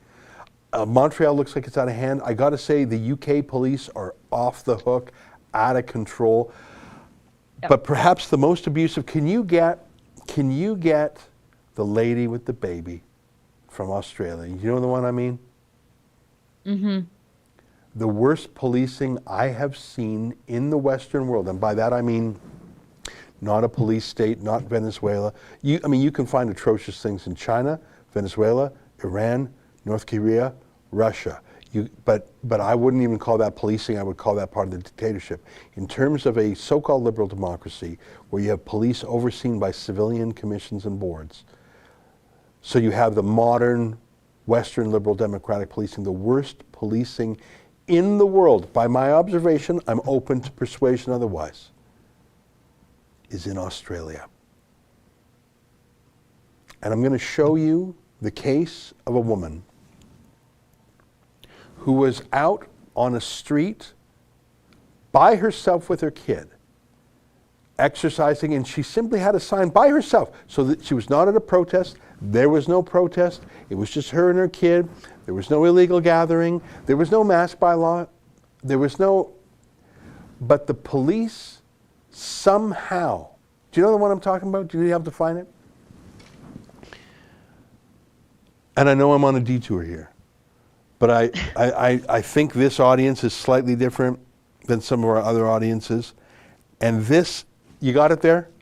All right, without further ado, and I just want to warn you, this video will hurt you. It will hurt your feelings. All right, take a look. I've not. And I have a lawful power. Okay. No, you're not free to go. Yes, you are not free to go. Don't touch me. You are not free to go. You need to take Do you your hand understand? off me. You are not You free need to go. to take your hand off me. She's asking you to remove Okay. You need to remove your hand you're now from me. under arrest. No, I'm not under arrest for anything. I am not under arrest for anything. No, I'm not under arrest for anything. Have you got someone here to take your son? No, I don't. My son's with me. I am not under arrest for anything. You are. No. Yes, you are. You Come need with me, to get please. your hands off me. Ma'am. I do not consent to. No. Remove your hands from me now. Come on. No. This is not okay. No. No. Stop this. This is not okay. That's wrong. What you're doing is wrong. Leave me alone. No. Leave me alone. You need to leave me alone. Come here. Leave me alone. Listen to me. Leave me alone. You need to take it. No, I'm not going to. No. Stop. Stop. No, you are not going to detain me. No one in their right mind, even the craziest of parents, would never voluntarily put their children in harm. Walking in broad daylight, 2 o'clock, 3 o'clock in the day down the streets of Sydney, you would never think that an event like that could happen to you. And definitely not by the police, maybe by some psychopath, but not by the police who are there to protect us. Everyone, you choose her. You choose her out of everyone. You choose out of everyone. You choose her. I'm passing that to her. Why? She's got a baby. She's got a fucking baby. You don't touch the baby. Leave her alone. Leave her alone. What are you proving? What are you proving? You don't mean.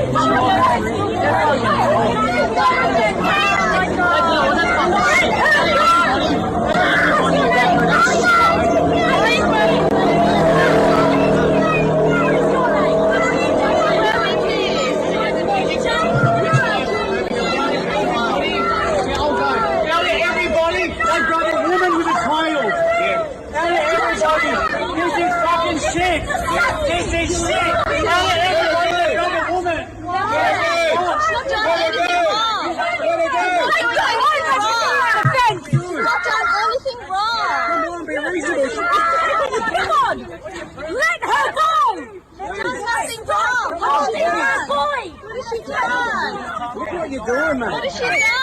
What has she done? Calm down. You are not. Come on. I have not committed no offense. You're scaring my son. What offense has she done? Away from me and my son. What has she done? Look. She hasn't done anything. I shall fucking go. No, you're young. I don't know his son. That is his mother. He needs to be with his mother. Come on. Guys, just stay back.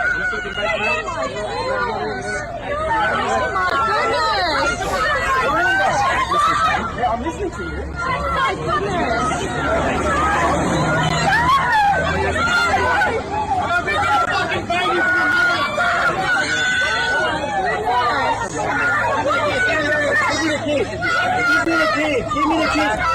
Give me the key, please. You'll feel safer with me. Can I just have the key? The kid is not going to feel safer with Give the key to somebody, please. Let's do it to somebody. Look, we can't just give it to any random Look people. what this represents to the child. You've taken his child. Yes, he'll be coming back with us. This is what you signed up for? How do you feel watching back that footage? The first week or two, I was really, really numb and I could handle it. Then it got to a point where I could watch it without the volume because it was his screams, and that made me like feeling real, utmost turmoil. Now I can't even watch it. Like, I just break down, I start getting anxious, I start shaking. Renee had lawful excuse, or reasonable excuse as the orders said at the time, to leave her present residence, and that purpose was for exercise. Now, the legislation and the orders that are made underneath that are silent on what exercise actually is. That's our lawyer, Manny Shishine. I love Manny. He is our #1 lawyer in Australia. I've watched that video 4 times now, and I'm becoming, every time I see it, it disturbs me. I would say I want all of those people to burn in hell for what they did that day. And that's true, that's how I feel. Dante said the lowest level of hell, this is for traitors, is actually packed on ice with straw. But that's not painful enough, I don't think. I think it has to be burning in hell. How can you do that if you're a human? How can you force yourself to do that?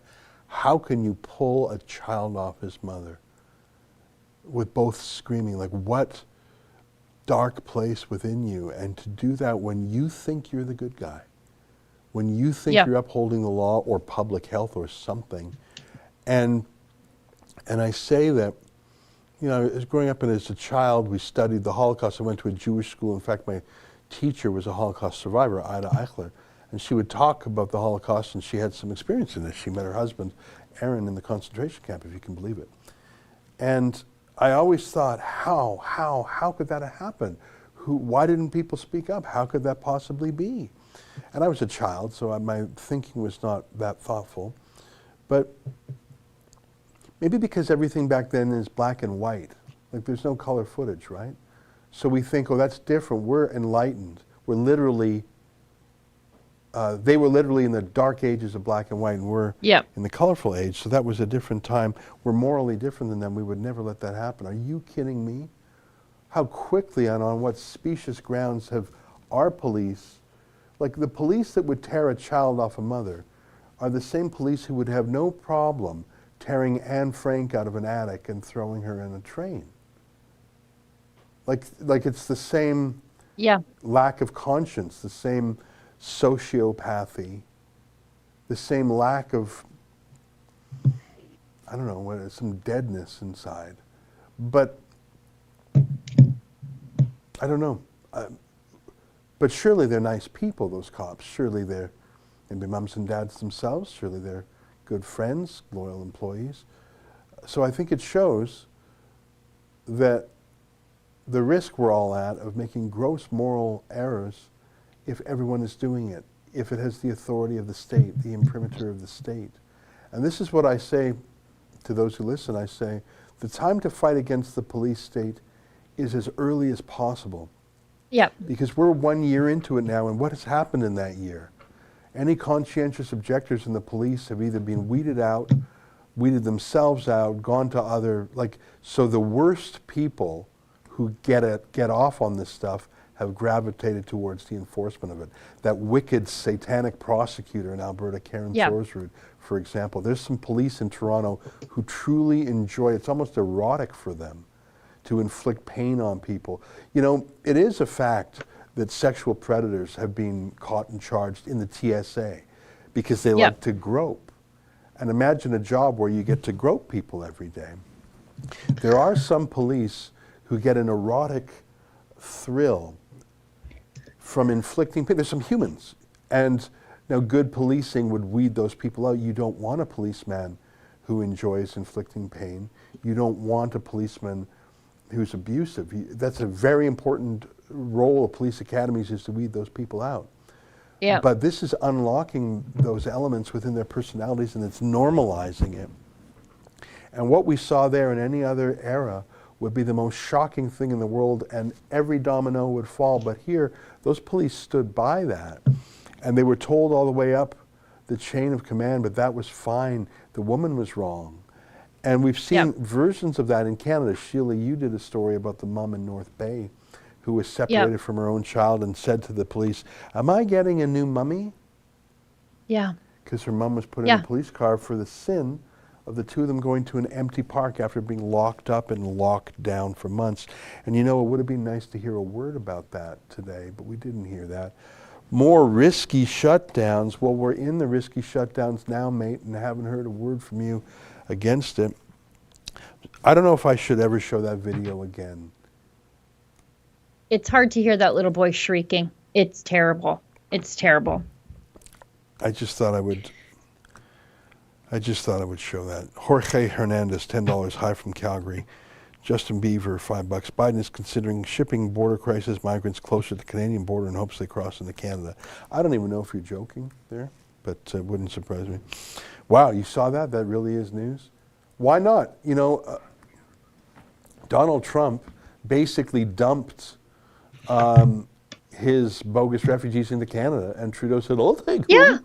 He just basically, I mean, it was win-win. Yeah. I read an article on that Biden is considering shipping, flying his illegal migrants that are crossing the southern border, because he has failed to secure it, up closer to the Canadian border. Yeah, sure. Where we know where they're going to go. Yeah, take them to Roxham Road. There he goes. There we go, right there. That's the New York Post. It's incredible. EJ, $2, just another bland Canadian politician. Yeah, that's very true. Two big eyes, $10. Thank you. K-Chips, $50. Thank you, Rebel. We need more Rebel, less fake news. Yeah, that's very nice. Thank you. Martin Sable, another 20. Who in their right mind says no to educated, well-spoken gentleman Harper to have some fool in charge? When Harper speaks, you learn something. When Psycho J2 blabs BS, you became sick from hearing BS.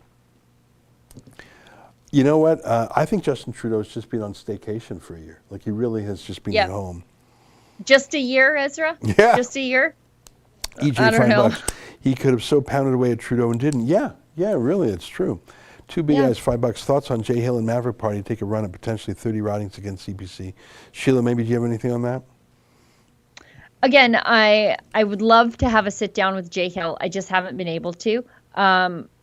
We're going to be accused of splitting the vote if people vote for the Maverick Party, but what's the difference? What's the difference? Exactly. Maybe it would cause Aaron O'Toole to say, maybe I should have something more than in my promise bag besides just vote for me and I'm awesome. Yep. Anal Amelo, $5. Thank you, Martin Sable, $5. JT hates oil so much, but I'm sure he loves all the millions his grandpa made. Thanks. So, well, that's right. The last Trudeau to work for a living was Justin Trudeau's grandfather, who died long before Justin Trudeau was born. And he was in the gas station business. And he was so wealthy, he left Pierre with enough money he never had to live again, and then the grandkids. And so you've got 3 generations of Trudeaus who haven't worked a day in their life. Richard Sherman, $5. I'm tired of the woke telling me to stop with critical thinking. Well, I'm sorry, didn't you know that the debate is over? It's over. Richard Sherman, $2. PRP for PM, I'm for that. Justin Bieber, $5. Sheila, you're never getting out of here. Take away his Red Bull. Laugh out loud, love ya. Guys, shout out to Justin. I'm not trying to get out of here. Just my kids are starting to get noisy upstairs and turn feral. But that's about it. Elaine McNeil, 279. Do you think Harper was a globalist? In some ways he was. Yes, he was. I think he's pulled a little bit back from that, frankly. Boris Novansky, 1983. Thank you. Richard Sherman, $5. What kind of trauma is that little boy going to suffer in the future? Yeah. I think the rest of his life. Yeah. Joe C, $7. If I had the money, I would buy a copy of Ordinary Men for every uniformed officer. I think it should be mandatory for all officers to read. You know, I'm embarrassed to say I don't know that book. Sorry.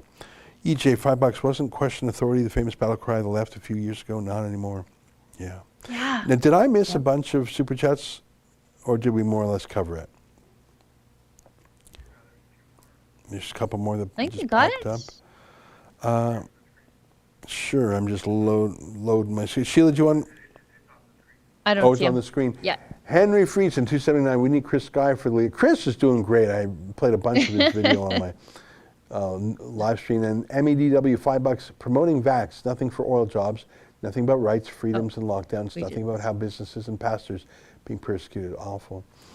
All right, Sheila, it's 7:28. I've been rambling, and we took a detour on that Australian video. It's 7:28 Eastern, 5:30 out there in the West. I'm glad we did this live stream. Margaret, me too. Thanks. Justin, thanks. Is there someone over there, behind there? Efron, thanks very much. I thought it was a good night here at Rebel News. I think that Aaron O'Toole has taken the wrong course. I think it's a wrong course to try and out-green the Liberals. You never will. Yeah. I think it's a wrong course to tell a very important base in your party that they're not allowed to question you on that. The debate is over is a form of cancel culture. Debate is never over. Yeah. I thought it was weird how certain subjects were fair game only for Quebec, but not the rest of the country. I think there's lots of questions about what he even means when he says he doesn't want more risky shutdowns, but I've never heard him speak against lockdowns at all.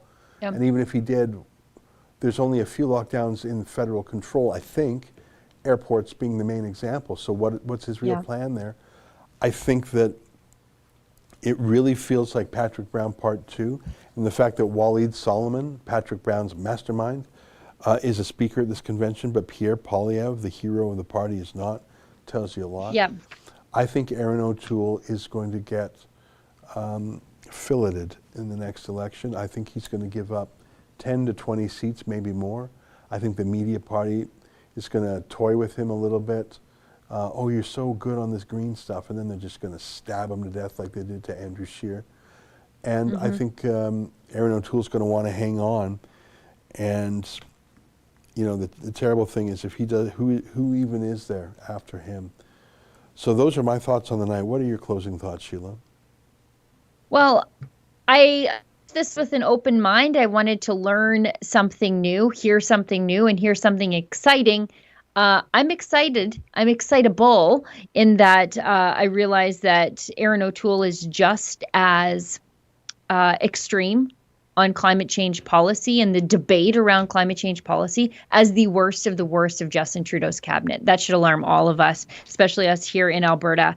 I would have liked to have heard something about the COVID hotels, because that's something that is in the federal jurisdiction. What would Aaron O'Toole do if he were in charge of the COVID hotels? We didn't hear anything about that. You know, Alberta was an afterthought in the entire conversation. And he also just wanted us to forget about his, you know, new Huawei helper in his office. Right. You know, he briefly touched on the Uyghurs and he briefly touched on Chinese influence, but it was just, again, a throwaway line, like literally one sentence. While someone who worked for a company that facilitates the incarceration of the Uyghurs through surveillance, Huawei, you know, we're just all supposed to forget about that news breaking this week. I mean, it was I'm not just underwhelmed. I expected to be underwhelmed, to be honest with you. But I am disappointed and alarmed. Yeah. Well, we'll keep doing what we do, and we'll keep fighting on the issues that we think are important. Lockdowns, free speech, civil liberties, conservative values. Yep. And we'll prove every day that we're independent. By the way, the lockdownreports.com, where the two lads made the pitch, look at that. Almost 80 donors. Thank you very much. Wonderful. And they're on their way to La Belle Provence right now. And I sort of wish I was going with them, but you know what? I'm 49. Let those lads go and have their own adventures. I've had my adventures. And I support them. That's the new generation of rebels. It's a pleasure to see. And by the way, can you put up our careers page? We are still looking for more teammates. I have been talking to someone in Montreal for a permanent position, but we haven't filled that place yet. I just want to whip through those positions just in case people say, how do I become a rebel? We are open for interns. I'm not really in charge of that. That's an A10's job, but we're open for that. We're looking for a Montreal-based reporter. Ideally, you know enough French to read the French newspapers and, you know, French Twitter to tell us what's going on, but your job would be in English. China affairs reporter, that's a good one. Could be in any city in Canada. I want someone who speaks and reads Chinese so they can read the Chinese press, what's they saying on the Chinese apps like WeChat, what's going on in the Chinese clubs at UBC and other schools where there's a big Chinese national population. So a China affairs reporter, someone who cares about democracy. They're probably going to be a Chinese dissident, frankly. So I'm still looking for that position. I am looking for someone in Ottawa. I don't know if we're still hiring a content writer and web editor, are we? Yeah, we are, okay.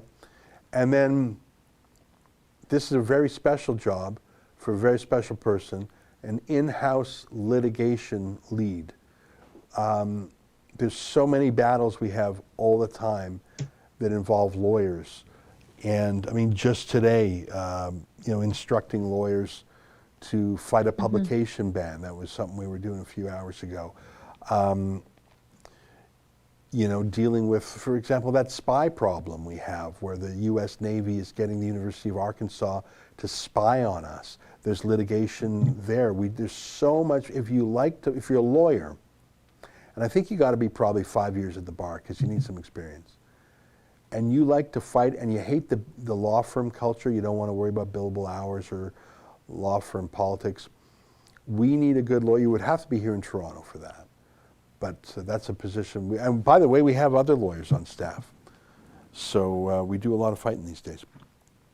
Well, Sheila, that's it for me. Any last words from you, or you're pretty much ready? Justin reminds me to say my own show is in 26 minutes. And today we talked about Joe Biden's absolute collapse in the face of China and the fact that Michael Spavor was put on trial in China today, a sham trial, show trial, trumped up charges, and Trudeau's pitiful response. So, it would have been great if Aaron O'Toole mentioned that. Also, another good point. Yeah, missed opportunity. All right, well, Sheila, thanks for your time. Thanks to the team here in Toronto, Margaret, Justin, Efron. I saw Mike here.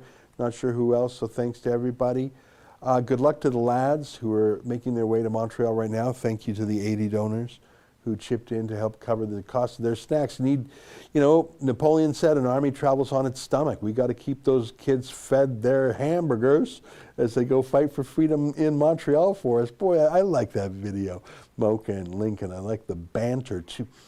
Oh, one more super chat. Let's just take a quick look-see at that. Chief Executive chips in $10. Well, from one chief executive to another, let me say thank you. Sheila, 82 donors on the lockdown report site. Look at that. Great. People just love those youngsters. I do too. Me too.